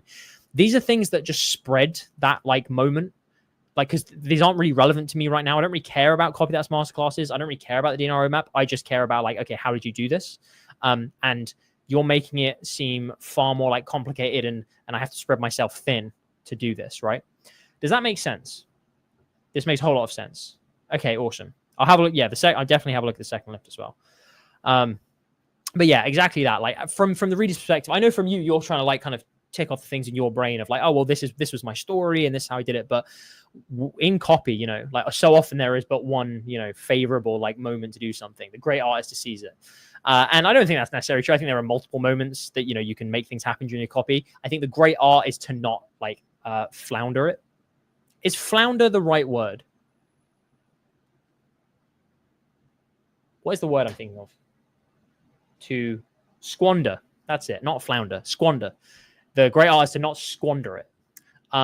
So this, I think, is a little bit of squandering because like you're building this momentum of like, oh, okay, well, what was the thing? And you're saying, oh, copy that's masterclasses and that changed me forever and the DNR roadmap didn't exist. It's like, I don't know what any of this is. I just want to hear like what the big thing was. So obviously don't lie. Don't say, oh, it was the DNR roadmap, because if it wasn't the DNR roadmap, you know, fucking don't say that. But you can rephrase this to have it be like, and it all came down to what Alex taught me, or like what Alex taught me. And then you'll kind of lead into the sales page can be, and this is all available now on the DNR roadmap. Okay. So hopefully that makes sense. Yeah. Into the big thing. Exactly. Okay. So moving on, you said, I see exactly how to fix it now. Fantastic. Seems good. And Skylight just made an interesting point, which is, it seems a lot of time critical thinking improves copy more than the lines itself. We talk about, and if you guys haven't watched it, go and watch the YouTube video we did, which I think is called like how to edit copy, something like that. That's one of my favorite videos because we introduced something that Sean taught me years ago, which was the 3 levels of edits: value edits, function edits, and line edits. That's such a fucking amazing, it's such a such a fantastic concept because it forces you to first of all look at like the idea, and then if it actually makes sense as to how it's fucking layered and if a reader would even be interested in that, and then you look at lines. And lines, individual lines of copy are like the least important thing. It all comes down to the idea and then in what order you're saying shit. And so often it's just, you know, as Aaron said, as Sky said, just read it as the reader and ask yourself genuinely, like, is this going to keep me interested? And that is like what I said earlier, which is the thing that made me become a much better copywriter was instead of thinking about how many more words can I write and how much more can I put down, instead thinking, what can I delete? What can I get rid of? And same with you, Aaron, same with everyone in the incubator right now. It's going to be a case of just flipping that mentality to, okay, what can I get rid of here to make it easier? Sean has a line editing video in Platinum, which is incredible. Yeah, line edits for sure are also super important, just to be clear to everyone. But like, yeah, value, function, and line is just a great concept. Okay, cool. Moving on. So, yeah. So again, like this stuff, and I know you're already going to know this, Aaron, but I'm good just for the sake of everyone watching. It's like this. Doesn't fucking matter how the DNR roadmap came to be a thing. Like if that was the big angle you were using, if you were like writing it from me, for example, and saying like, you know, this is the story about how I came up with the fucking most effective copywriting resource or whatever. If that's the thing you're trying to connect to the sales page, okay, makes sense. But for you, it's not the thing you're talking about. So don't worry about explaining it. That day, I was having to catch one of Alex's best limited time masterclasses. And let me tell you, it changed the way I outreach forever. Shortly after the masterclass, is this sending to the CC? Okay. I started signing 4-figure Upwork deals. Cool. Closing clients in the Houston airport. Again, I love this. I think this is great, you know, great proof. Again, you're doing a lot of stuff. When you've decided what you're doing, Aaron, I think you're doing it well. When you're like, okay, I need to do this thing, you're doing it well. It's just making sure that all these parts fit together properly and wouldn't be better, you know, deleted. And even landing crazy internship opportunities that I can't share because I signed an NDA. So what was the secret? It's actually quite simple. Writing your cold outreach messages using the 2 guiding principles that DNR roadmap teaches. Okay. This is like a good way to like lift into something. So, you know, I might like reword it slightly, you know, and I'll read your other lift because I'm sure it does it better. But like, just for everyone watching, this is a good way to kind of lead into the sales page because it's setting up more intrigue of there are 2 things that you're going to learn about. You might just want to rephrase it as something along the lines of, you know, it's quite simple. It's writing your cold outreach messages using 2 guiding principles. And that is what the DNR roadmap teaches. Here's what it is or whatever. So just like slightly rephrasing it. When you do it correctly, not only will you find that cold outreach becomes easy, you'll leapfrog right over 99% of your competitors who are doing it completely wrong. Hint, your competitors are stuck using cookie cutter templates, boring promises to boost revenue, crappy personalization, or case studies. It doesn't work. The video that changed my career forever has a runtime of 1 hour, 4 minutes, 33 seconds. And today, it's sitting as the first video in the outreach prospecting module in the DNR roadmap. I should probably remake that. Like, I know it's still good and like all the fucking information makes sense, but I feel like the production value is probably not fantastic. Again, like the thing you're doing here, Aaron, which is, you know, as I've said in the last 2, slightly goes counter to a lift. You know, this is like selling. This is giving away the farm a bit. This is introducing the DNR roadmap. Like,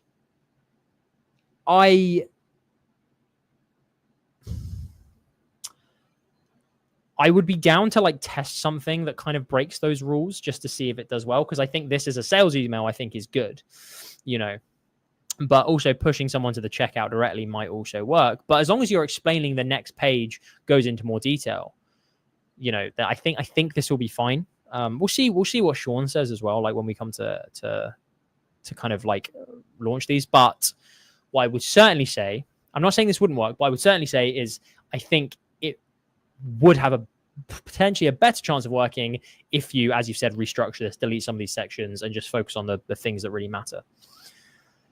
Okay, awesome. Fantastic. When you cold outreach the DMR, I teach you, not only will you get much success, you'll even get thanked by your prospects for your cold outreach. Again, I think, yeah, focusing this on like how there are 2 guiding principles and look at what it's led to, and it can still be a long lift, but like throwing a bunch of proof in there, I think that would be a better way to do it. Have you ever gotten this kind of reply before, where the CEO of a multi-million-dollar business takes time out of his busy day to personally thank you for trying to sell to him? Yeah. Also, as a quick note for everyone, like I used to love that. I used to love getting like, I often liked that more than getting a client. Was getting an email back praising what I'd done, because I used to get that so often because the effort I'd put into it, and I used to really enjoy that.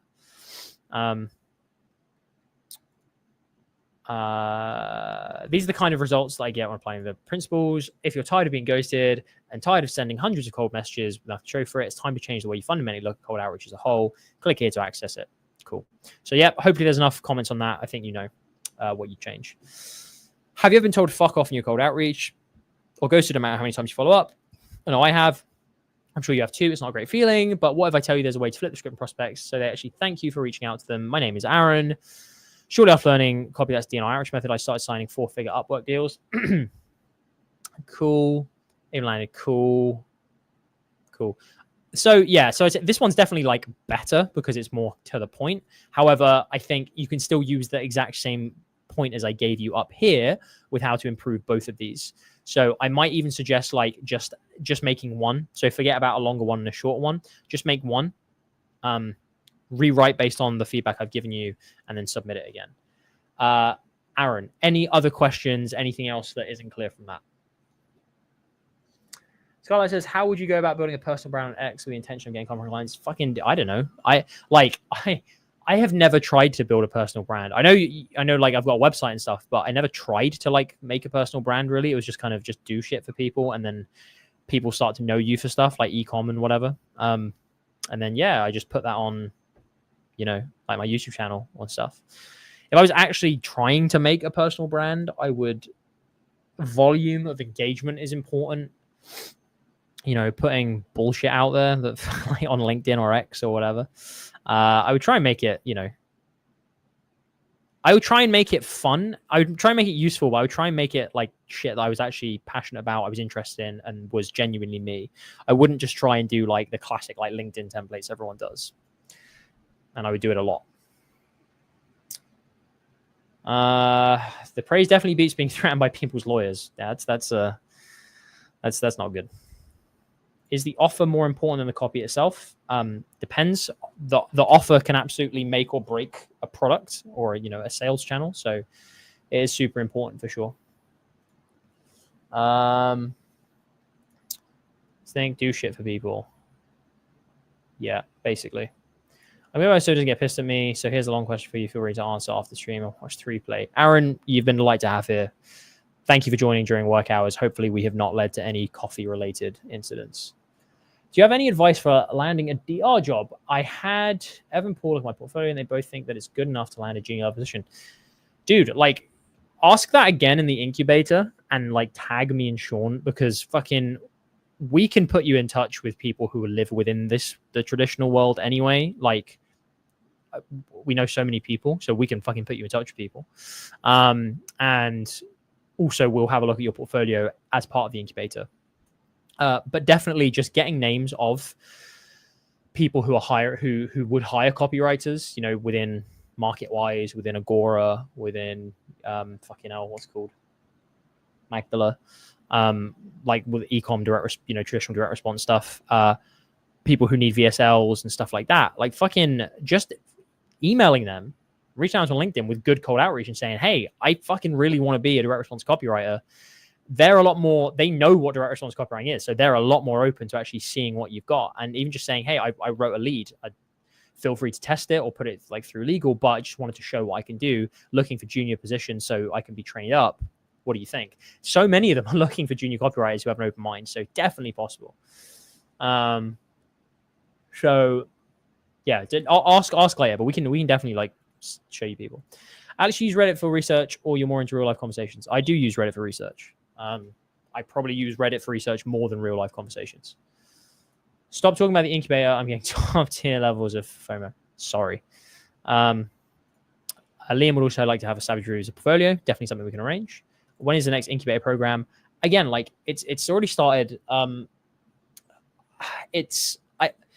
We might be open to like opening more spots now potentially, because like we do have like a few spaces left for people who like we've kind of because also like we've had people come into our boot camps and incubators, and we have offered them refunds and basically said, look, you aren't good enough yet for this level. So, and we've had that happen. So we have spaces. So we might open it now, or we might sorry, there's like a massive fucking like car crash I think that's just happened outside. So it's like slightly morbidly interesting.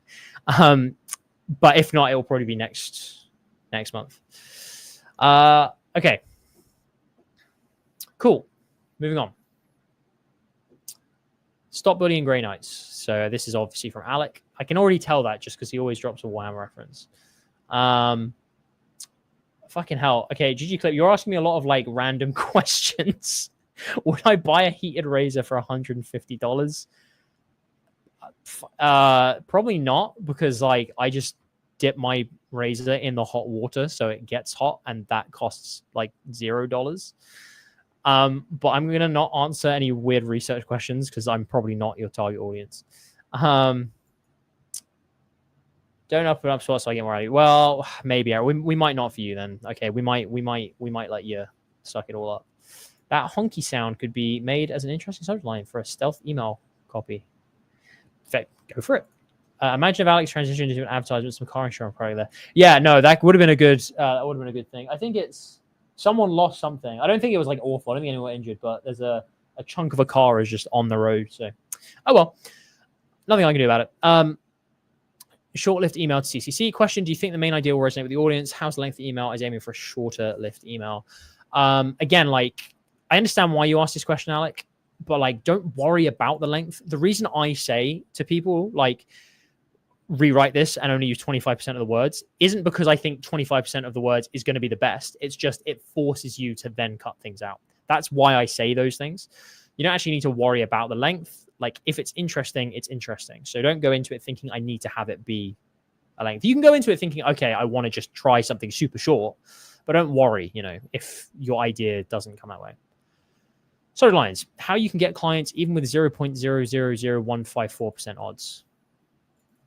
I don't like that because that's implying like the odds are super low, which makes me feel like it's not likely. We don't want you to be lucky to land a client. Landing clients, luck versus consistency. Losing hope of landing a client. How to get clients without relying on luck. Alec, I'm not really in love with any of these. I don't think these are specific enough. Like, that does not count as specificity there. Like, it's just kind of random and not really, doesn't mean anything. This started interesting. Like, we don't want you to be lucky to land a client. Like,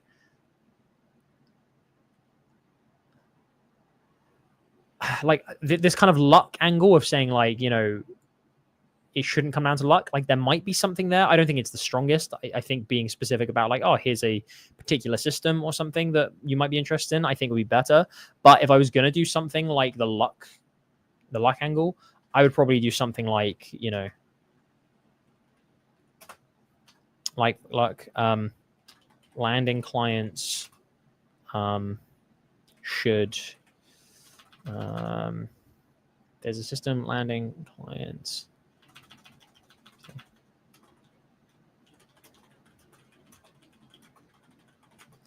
I'd probably go with something like that. Like, I might even say, you know, I might give it like a name, like with the DNR system, you know, you could say like, you could even just say, if you wanted to like make it shorter, you could just say like, fuck luck, land clients with DNR instead. So like, that's specific because it's like, okay, well, I've never heard of this before. It's interesting. It's useful because you're talking about landing clients. It's a little bit intriguing, and it's kind of still keeping to that angle. So, and again, it's implying, you know, usefulness, of course, because inside the email, I'm assuming I'm going to reveal what this is.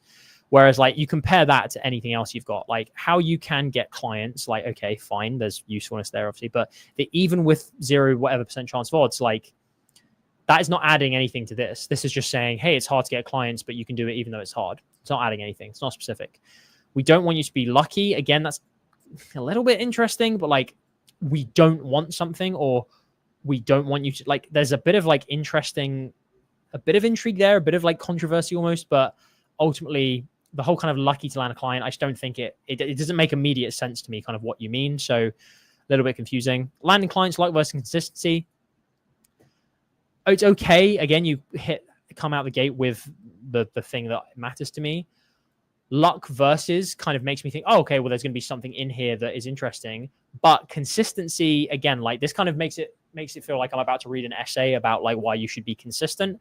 I'm not here to read an essay about why I should be consistent. I'm here to find a good system or a good something for landing clients, right?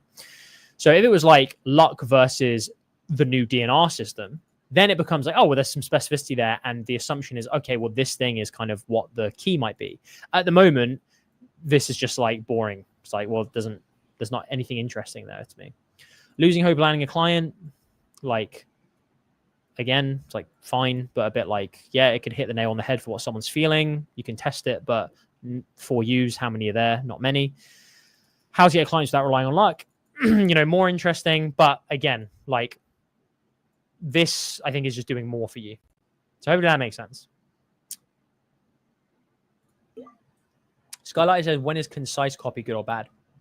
Copy should always be concise. Concise just means you're getting something across in as few words as possible in a way that doesn't detract from the meaning of it. Why should I write? Okay, like, sorry, Alec, I'm going to use an example here. Why would I write,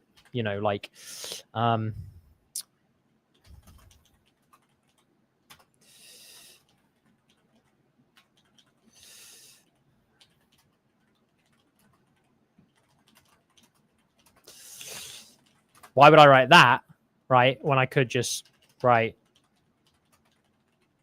okay? Like, why would I say that when I could say it like that? Like, do you get any more, like, information from this, like, that you need to convey? Well, what you need to convey is that British soldiers are heading your way. It seems that the aforementioned enemy donning red coats are now on the way, right? Okay, like, this, enemy and wearing red coats is implied by British, okay? Like aforementioned enemy donning red coats, that is British in the context of the Revolutionary. I don't know why I picked the Revolutionary War, but there we go. I don't know why that is the first thing that came to my head, but aforementioned enemy donning red coats is covered by British. That's what I mean by concise, okay? And then are now on the way, like they're coming. It seems they're now on the way, that the British are coming. That's what I mean by being concise, okay? It doesn't mean you just shorten things for the sake of shortening things. It's more a case of like, how do you get the main point across in as few words as possible? Because ultimately people don't want to have messaging delayed, okay? Hope that makes sense. I don't think concise copy is necessarily good or bad. As Alex said, the copy can be as long as it needs to be. People read 20-page text. Yeah, remember, like, when we, like, look at the word concise, okay? Giving a lot of information, let me turn keywords over. Giving a lot of information clearly and in a few words, brief but comprehensive. That is what copy should be. We want to give, not necessarily like a lot. It doesn't have to be a lot for the sake of being a lot. What I mean is give relevant and useful information that they care about, okay, clearly and in a few words. That's what copy is for. So being as concise as possible is not a bad thing. Hopefully that makes sense. SSL, Alex reveals his favorite outreach method. Okay, like that's somewhat interesting, but again, like why are we going with this whole kind of like luck angle if you're saying Alex reveals his favorite outreach method here? But it's not like bad. Hey, Alex, want to know the simple path to land your dream client by winning at poker? And how do you win at poker? Don't like this angle. Too much going on here. There's like, that doesn't really make sense. Want to know the simple path to land your dream client by winning at poker? One, that is a long sentence. And if Sean was here, he would say that is too wordy. Want to know the simple path to landing your dream client by winning at poker. So like, there's just too much. There's too much. There's too many words. And also like the whole idea of landing your dream client by winning at poker, it just kind of starts confusing because I know you're going to go on to talk about luck, and how do you win at poker? Just, you curiously ask, well, just get lucky and land this hand. It's called a royal flush, a poker player's dream hand and the highest hand in poker, meaning you're guaranteed to win. You can definitely like imply that, but I don't like this. Like, I don't like this whole kind of if you were trying to do a short lift email, like this is a long lift email, like this, or this is like a medium to long lift email. A short lift email, if you're trying to be short, is like fucking 2 sentences. Yeah, as Mufti said, many ideas right away is confusing. That's exactly it. Like, it's just, there's too many things going on. Like, you're talking about, your main point here is that there is a system. That is the main point, okay? But you are saying that through saying there's a system, so you shouldn't rely on luck. You shouldn't rely on luck because the chances are really low. Chances are really low, like getting a raw flush in poker. And do you wish that you could land a client by doing poker? Do you see how many like fucking steps I have to go through to get to like the main point? And they're quite like disjointed from each other. Honestly, I almost guarantee that like a better email would literally just be like, too many copywriters rely on luck to land clients. But that's not you.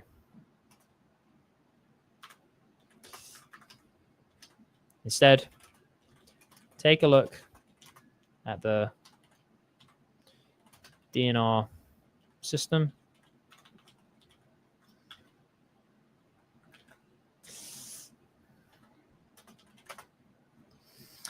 And learn and discover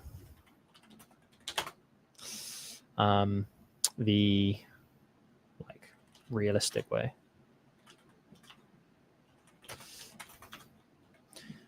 Okay, right? Like, is this the best lift ever? Again, no, not really. But the point is, like, it's fucking super short, getting across the point you want. Like, too many copywriters rely on luck to land clients, but that's not you.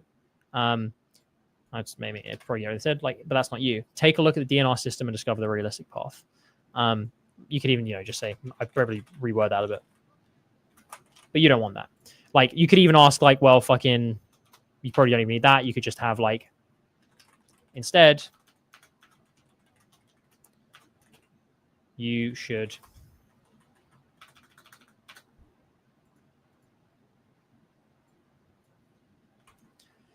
too many copywriters rely on luck to land clients. Instead, you should look at the DNR. You should look at the DNR system and discover the realistic path, Alex. Right? I almost guarantee that would perform better as a lift than the rest of this.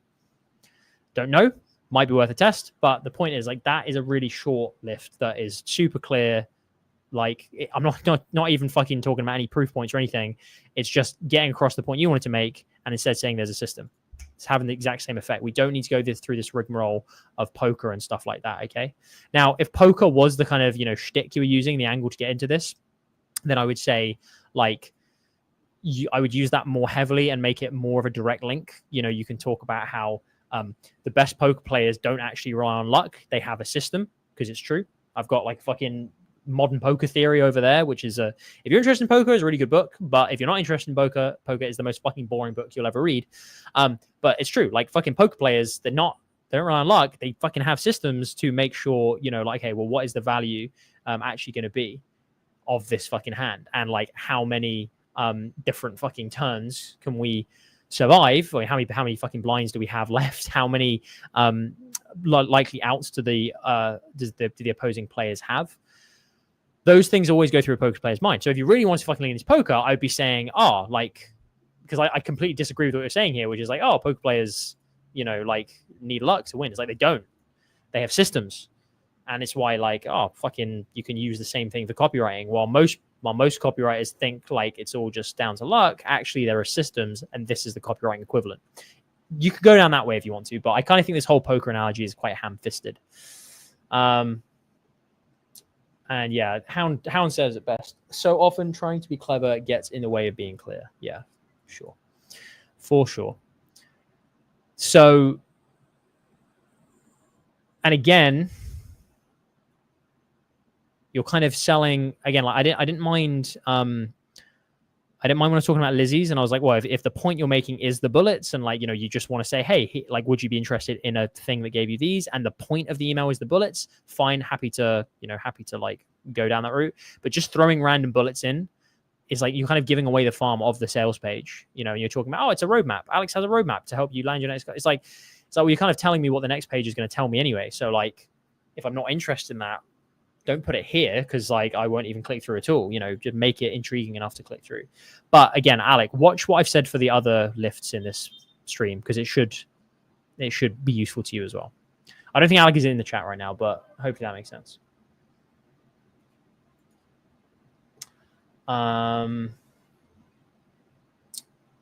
Okay. Facebook ad. Hey, we're out of lifts. We're out of lifts for the CCC. I can actually, and I was meant to finish 4 minutes ago, but oh well. We have a different kind of copy. Facebook ad targeting people who spend most of their day working at a computer, often with poor posture, leads back pain. I know that. I actually just, in fact, out in the hall right now. This actually will be the last stream I do with this desk. This desk has been with me since before the start of Copy That. This desk has been with me since the beginning of my copywriting career. That's actually quite sad now. I've made myself depressed thinking about that. I've had this desk since before I started my copywriting career, like properly. So this is the desk I've done I've written all my best copy at. I've made hundreds of millions of dollars from this desk. That makes me not want to get rid of it now. But anyway, my point was going to be, in the hall right now, I have like a whole fucking new desk that I need to assemble, which is a standing desk for this exact reason, because I'm like, my posture is becoming fucked, and I'm going to develop hemorrhoids, and I fucking have like lower back pain because I'm like always scratching over like that. So I have a standing desk in the hall that I need to assemble at some point soon. So I certainly am or would have been one of the people that you would be targeting at. Cry on stream for the virality. If you think crying on stream makes you go viral, you need to think again, because I don't think anything that we did on this stream could make anyone give a shit about Copy That beyond the weird kind of corner of copywriters that we have seemed to attract. Desk has built you. Don't let it go away. Well, unfortunately, I might sell it. I might see if, there's another room that I can put it in, I guess. I have another house I can go and put it in. I don't know. I might try and keep it. Honestly, like, part of me's tempted to fucking like auction it off to the Copy That community and be like, well, this is who knows, in 50 years, owning the desk that Alex Myatt sat at once could be like insane. I'm joking, but like, that would be fucking awesome. That's what I'm aiming for. I want to auction off my life's possessions, and weird marketers go, wow, we have his desk that he wrote that promo at or whatever. So you can tell we've hit the 2-hour mark because I'm now getting distracted. The Flexi Brace uses patented technology developed by expert physiotherapists to gently remind you to activate your back muscles, helping you improve posture without becoming dependent on the brace. Approach avoids muscle weakening. Okay, fine. Haven't fully developed the ad creative section yet. Well, I'm going to tell you something, and this is coming from someone who has written, I don't know, hundreds of Facebook ads, thousands of Facebook ads, and the creatives to match. The creative is what's important. So happy to read this, obviously, and I will read this, but the creative of a Facebook ad is the most important aspect of it. So you have to think about it, and it can't be an afterthought. It can't be you write the copy for the primary text first, and then you think about the creative. The creative has to be the starting point. Here is the product info page. That can definitely be improved, I can tell you that. Oh, God, I would have such a field day with this company. But especially because I've worked with a Swedish company who do joint support for arthritis and for varicose veins and stuff. Anyway. Oh, God, that's a lot of people. Alex's rant about his desk. There is literally the best copy you'll ever write about why a better desk is worth buying. Yeah. Do you mean like my new standing desk? Like why I bought that? Now on Steve Jobs' desk when he was building Apple. Oh man, yeah, I have like, there's so many things. Like I've come to like start collecting like little historical artifacts and stuff that kind of mean stuff to me. Because I like really enjoy it. So I've got like a few things of like people, like kind of figures throughout history, like stuff they owned or were about. One thing I really want is an authentic piece of original wood or like screw or something from HMS Victory. I would love that. and they sell it, but like I don't know if it's the original wood or if it's like reworked wood. I don't know why I'm talking about this. I forget this is a copywriting stream. Okay, let's do this. Offers clarity essential here. A long copy with unclear will be a disaster for sure. Have a few parasocials in the group. It could probably work. Probably could. I mean, people are willing to pay us like money to listen to us. So who knows? Maybe they want our possessions as well. Definitely get the word hemorrhoids into your copy. Yeah, piles, man. What does the copywriter do about the creative? A copywriter should be directing the creative. They should be fucking writing the script for the video. They should be describing what they want as the static. They should be writing the copy that goes on it, that's voiced over it. You know, don't think about like what your job should be as the copywriter. Just think about, this is a thing I need to sell. How can I make sure it sells? And the creative is a big part of that. Sitting all day, aching back from bad posture. Like, yes, this new solution can help you immediately improve your posture and relieve back pain during your sitting hours. Introducing the Flexi Posture Brace, developed and strictly tested by physiotherapists in Sweden. Unlike cheap, untested posture braces, Flexi Brace, I can already tell you like a fucking hook that would do well in a video ad for this, which would be like breakthrough Swedish posture fixer, or like back pain like reliever or whatever. Like breakthrough Swedish this like takes USA by storm, or takes UK by storm, or takes whatever country by storm. That as a hook, I bet would do really well, because people love shit that is made and designed in either Europe, if you're talking about American audiences, like exotic parts of Europe, like, you know, Italy, Sweden, you know, I know it's not really exotic, but like they're known for kind of precision and for being like really well developed. Japan, you know, another place that fucking Americans like, oh god, it's Japanese, it must be really good. So definitely saying it's come from this place works. So I'd make that as more of I would test that as a hook or in a creative. Unlike cheap, untested posture braces, Flexi Brace uses its own patent technology to improve your posture and eliminate back pain without weakening your muscles. Right. A formula that would work well for this is the UMP-UMS formula. Unique mechanism of the problem, unique mechanism of the solution. For anyone who is in the Platinum collection, or now called the Copy Club, I think I posted a video about that in there. Which would be really good to watch. But like the UMP and the UMS, it's all about presenting a problem, so showing why you understand someone's pain, telling them why that problem is happening, what the real unique mechanism of that problem is, and then showing why you can fix it. This is starting to do that a little bit, but it's getting it the wrong way around, which is like, do I care about weakening my muscles? Like improving posture and eliminating back pain without weakening your muscles. Like, is that a thing I care about? It's certainly nothing I've ever heard of as someone who this might be aimed at. Now, if your audience already knows that like that's a problem that they face, then okay, might make sense. But I don't necessarily think it is. Like, I don't think weakening muscles is something people worry about when they want to fix back pain. Because you're like immediately trying to sell against other stuff. Whereas like, I don't think you should sell about the fact that it doesn't weaken muscles. You should sell against the fact that it's better, you know, that this actually works and this is why it works. So you've got a problem with back pain. It comes from sitting all day. But did you know that it's not actually your joints that are aching? It's the muscles that are always engaged when you lean forward. Nothing to do with joints. So many people think it's to do with joints and it's joint pain. Actually, the key in solving it lies in massaging those muscles with gravity.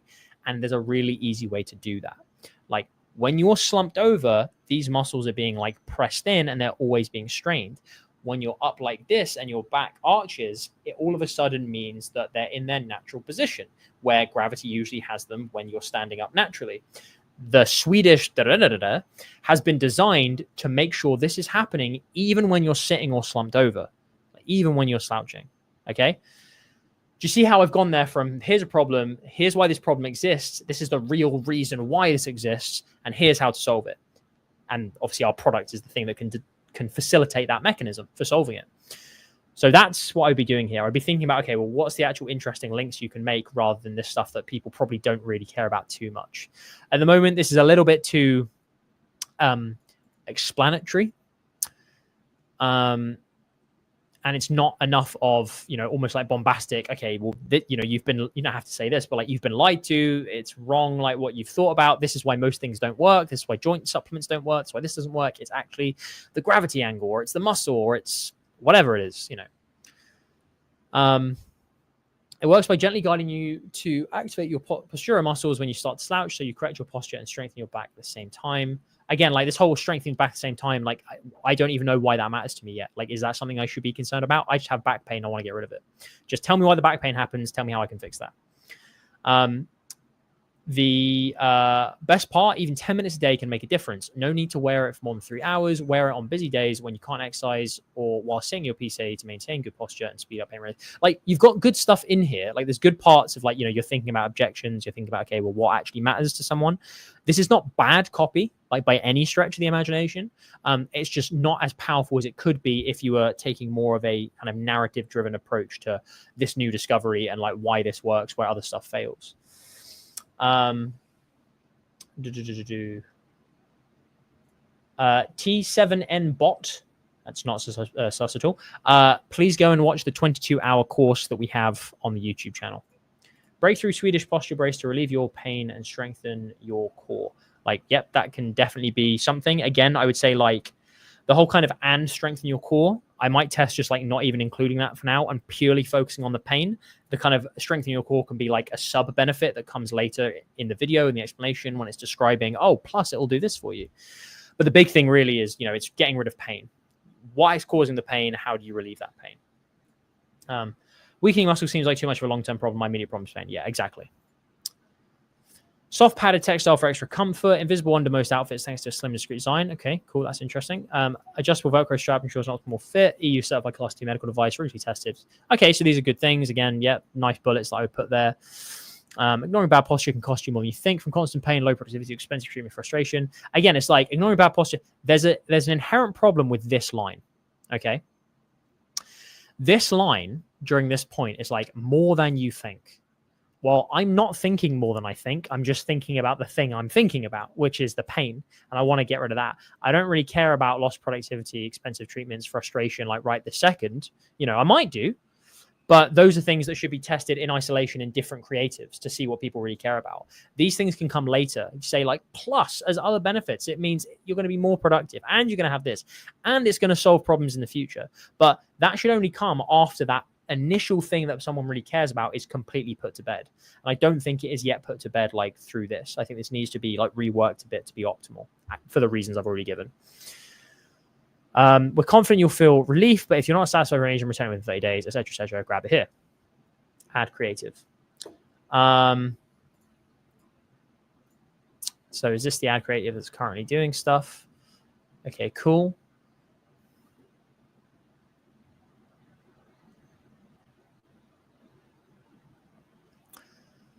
So I could spend a long time talking about like the videos and the creative for sure. There's like a lot going on here. There's a lot of B-roll switches, which is okay. However, I would be like really focusing on, right, what's the hook? And having, for example, someone holding the product up, looking into the camera and saying immediately like, my back or like my shoulders, whatever it is, like, because I've seen this more for like upper back. But either way, it's like, just my back used to kill me until I discovered the Swedish posture or the posture flexi. I'm like, now when I put it on, it doesn't matter if I'm sitting for 10 hours a day or slumping or working on my desk, whatever. It naturally corrects my back, so I don't need to worry about that anymore. Okay, immediate, that like the first 3 seconds of that hook and then the additional explanation, really fucking hammering onto that thing that they care about. And then you can introduce the real reason why. You say the real reason for back pain is nothing to do with the joint, like joints, or again, this might not be true. It's just you have to, switch into things that are true. The real problem with back pain is nothing to do with, with my back pain was nothing to do with my joints. It was actually because like I was slumped over and my muscles weren't engaged. This solves that by giving you a natural, the natural flex again, so you can always be comfortable. Wearing this changed so much for me, and now I don't have any pain. Like if you suffering from back pain, it's definitely something to try. Plus, not only that, I feel stronger. It means less likely I'll have problems in the future. So then you can kind of give those benefits if you want. But The creative, there should be like a very strong hook. One idea of a hook is someone like looking to the camera and holding it up. Another one is, like having someone like slouching in like that, a before and after, similar to what you've got in there.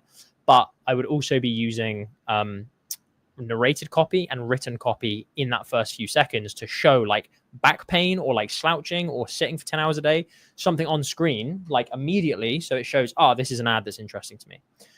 I have a whole fucking spiel about like hooks, which I think is now in the Platinum Collection or the Copy Club. So I've got a whole masterclass on hooks.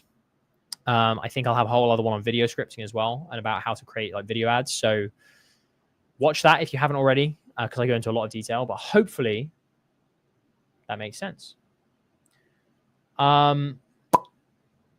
Leah, was that your copy? It may or may not have been. You said thank you, so I'm assuming it is. If it is, and I'm not just talking to someone random about copy that's in theirs, any more questions, anything else that you want me to address with that? But like, yeah, generally speaking, like you've got good ideas in here. And again, the copy is written like nicely.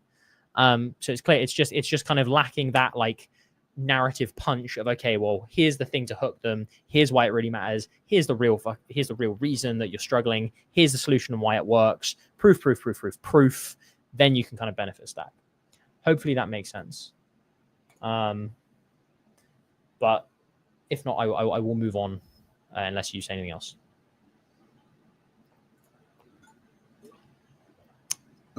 Even the videos and meta ads need to be directed by copywriters.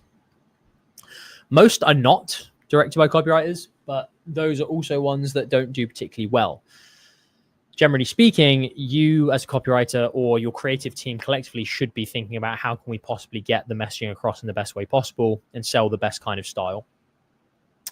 Can a beginner copywriter close clients only on chats without taking sales calls?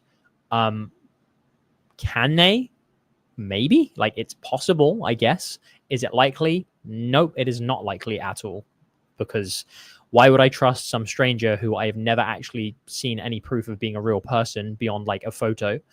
Why would I trust them with my business's results? I'm not saying it can't happen. I'm pretty sure I know people who have just done that. But again, like, you are playing on hard mode if you're immediately putting that restriction in yourself.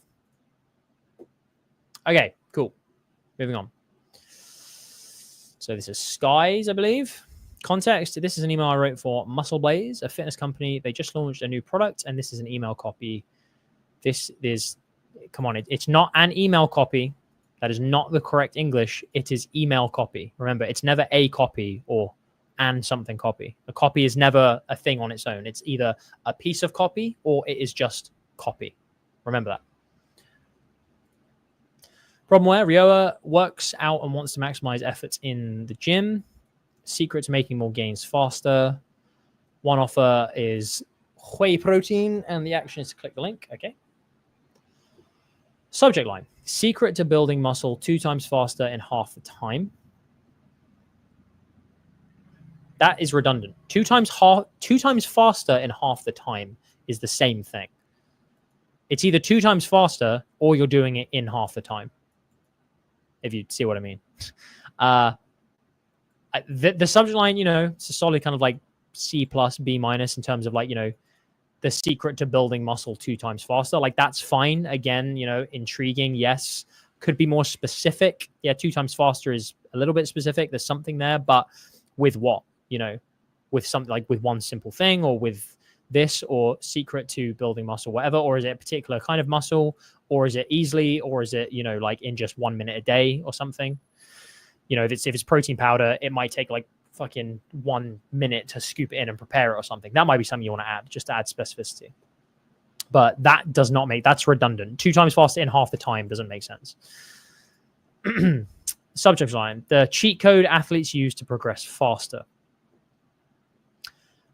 Okay. Like, there's something there, but I would reword that. I would say like, maybe in parentheses, like used by, like fucking athletes, top athletes from 17 countries or something. So again, a bit like, it just makes it feel more real. Like, there's a bit of specificity there, as long as it's actually true.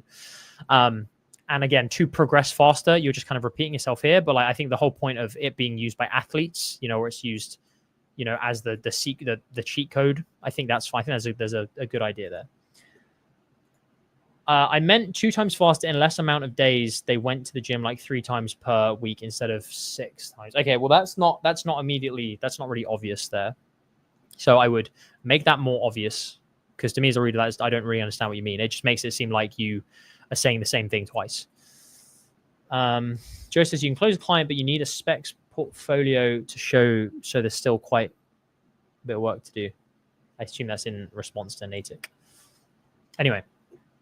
Hey, Alex, have you seen some of the people whose 6-month muscle gains seem better than someone else's 2-year muscle gains, and wonder how could you do it so much faster? I feel like this is probably a thing for sure. I feel like it's a bit incongruent. I mean, like that kind of, I'll let you have that, because like I guess you do say 2 times faster here, but I wouldn't say 6 months and 2 years. I would say like, 1 year to 2 years, or 6 months to 1 year, because then that becomes 2 times faster, and that makes sense. But yeah, too many words. Like that's kind of the thing for this, is like I'm not massively into the fitness space, so like I don't really know if this is a real concern of someone, but like I know people who have complained about this before. So seeing someone who hasn't been going to the gym for as long as you, and their gains are bigger or whatever. So I have heard of that. So that might be a good thing to start with. I don't know the research, but yeah, definitely too wordy. Like, because again, read this with me. Have you seen some of the people whose 6-month muscle gains seem better than someone else's 2 years muscle gains, and wonder how could they do it so much faster? Like that's a lot of words. Instead, think of redoing this to something like, just simply like, why can some people achieve gains in 6 months that it takes you a whole year to conquer, to achieve, or whatever, to make? That then like makes it easier. Or like, ever wondered why some people can build twice the muscle in half the time? Or like, it's like, do you get annoyed at people who seem to spend less time in the gym but gain like 2 times as much, right? You can frame it in a few different ways, but just bring it down to like this nice simple sentence. These people aren't different than you and me. Okay, English there, like a little bit like, I would say from there, but it's not too big a deal. These people aren't different than you and me, and in fact, you can do it as well. The secret to muscle training comes down to only 3 things: training, diet, muscle recovery. I like this line because, again, it's kind of implying that there's something, I'd say like, what have I told you? These people are no genetically different to you and me. In fact, usually it's just that they have a single secret on their side. Then that's intriguing, okay? Like that would be intriguing, right? So that's how I would add to that. So I would actually add lines to that, or add some words to make that more intriguing to what I've just said. And in fact, you can do it as well. The secret to muscle building comes down to only 3 things: training, diet, muscle recovery. You need all 3 optimized to make muscle gains consistently. And here's the big space. This is too much. Cut fucking all of this, because like this is just telling people what they already. People know training is important. They know diet is important. They know muscle recovery is important. Why are you telling me this? I know this. I'm a lifter. I'm reading this because I lift weights. I know all this. This just doesn't make sense. And it also makes it feel like you're like, why would I buy what you have to sell me when you're kind of telling me I need to do all this other shit to make it work? So it's like, it's not just one secret. I actually have to do all this other stuff. So I would like get rid of that, because right now, and as Zarev says, like, it does not seem like a secret. Like that's exactly it. Like right now, it seems like this is the secret you're telling me about, when it's like, well, get rid of that. And here's the big mistake I want you to avoid. Most people work out consistently and believe they will make gains while slacking on the diet and muscle recovery. They struggle to hit protein goals consistently. Again, you're like talking about diet as like the problem. Whereas like, actually what you're going to be talking about is how, it's protein. I mean, I think like just generally speaking, if you're saying that there's a secret to building muscle 2 times faster, and the secret you come up with is fucking whey protein, I think most bodybuilders and fucking people at the gym are going to be like, are you a fucking idiot? Of course, like, I know that. I know protein is a way to get bigger muscles. So like, I kind of almost just feel like from the get-go, this doesn't really make sense to say, oh, there's a big secret and it's this protein, because like everyone is already using protein. The way to change this to make it work is to be unique in showing why your protein is different. So not saying, oh, this big secret is protein. It's like, no. Just saying like, genetically they're all the same, but what if I told you they had one secret working for them? It's because they use a very specific kind of protein powder, not the ones you can just buy off the shelf in a store, not the ones from big brands that you've seen, for ads everywhere. Instead, there's a very this is what you need to be looking out for. Then it makes sense, because then it's like, okay, well, it's that you're introducing me to this new thing, this new kind of protein powder, and then it makes sense that it's a secret. Okay, so that's like what I would first of all say. We create impact whey with 7 different flavors, no added sugar. Now you can drink your favorite flavor protein shake without any carbs. Again, this shit is just there's nothing unique about what you're saying about this brand. Nothing unique. There is a bottle of protein powder like out there right now that I bought for research for one of the brands I work with, which isn't a protein brand, but it's a supplement company and it comes from the same business. And I wanted to see the packaging. But in any case, and that fucking says, I think it's like strawberry and then one's vanilla. And it says like how you can make shakes with it and they taste good. And it's just protein. This is not unique. Okay.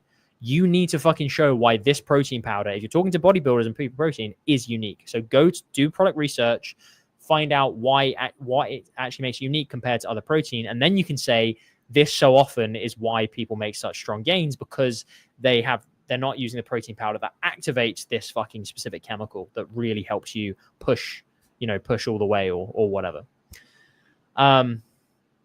Yeah, exactly. Rare's just like summed up exactly what I'm trying to get across. Like everyone is using the same protein, so like they're not getting much, but the ones who use this protein are fast tracking their progress. And that's the people you get annoyed out of the gym. But since protein powders have mostly the same ingredients, so we need to highlight some element of the powder and make that the selling point in the email. Well, yeah, like if that's true, if the protein powder you're selling is just bullshit and it's like it's the same as every other, you're gonna have a harder time selling it. But there's always something that you can point to and say, this is why it's better, right?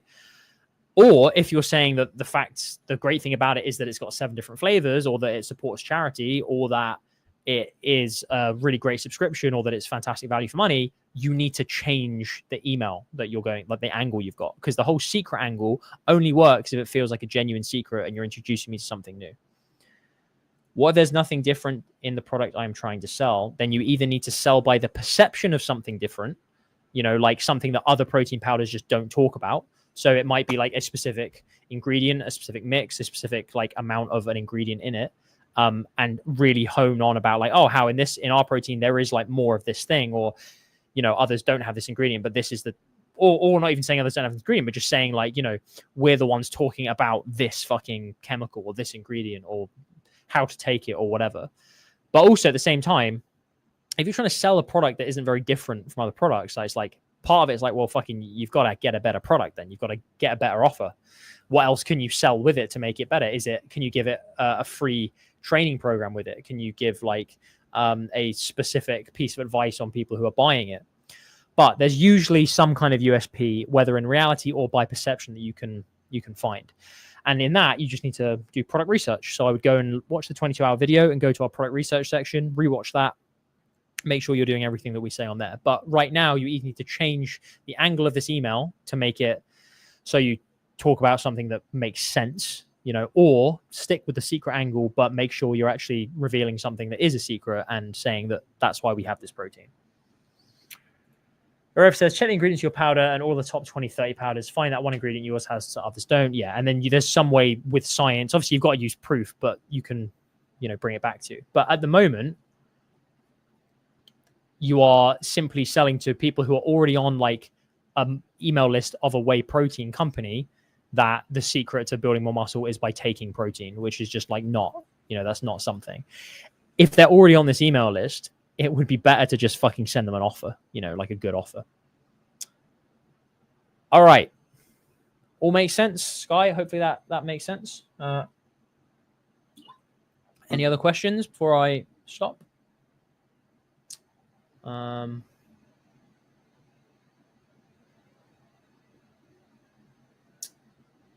Okay, awesome. Sky, thank you very much. Okay. Oh, right.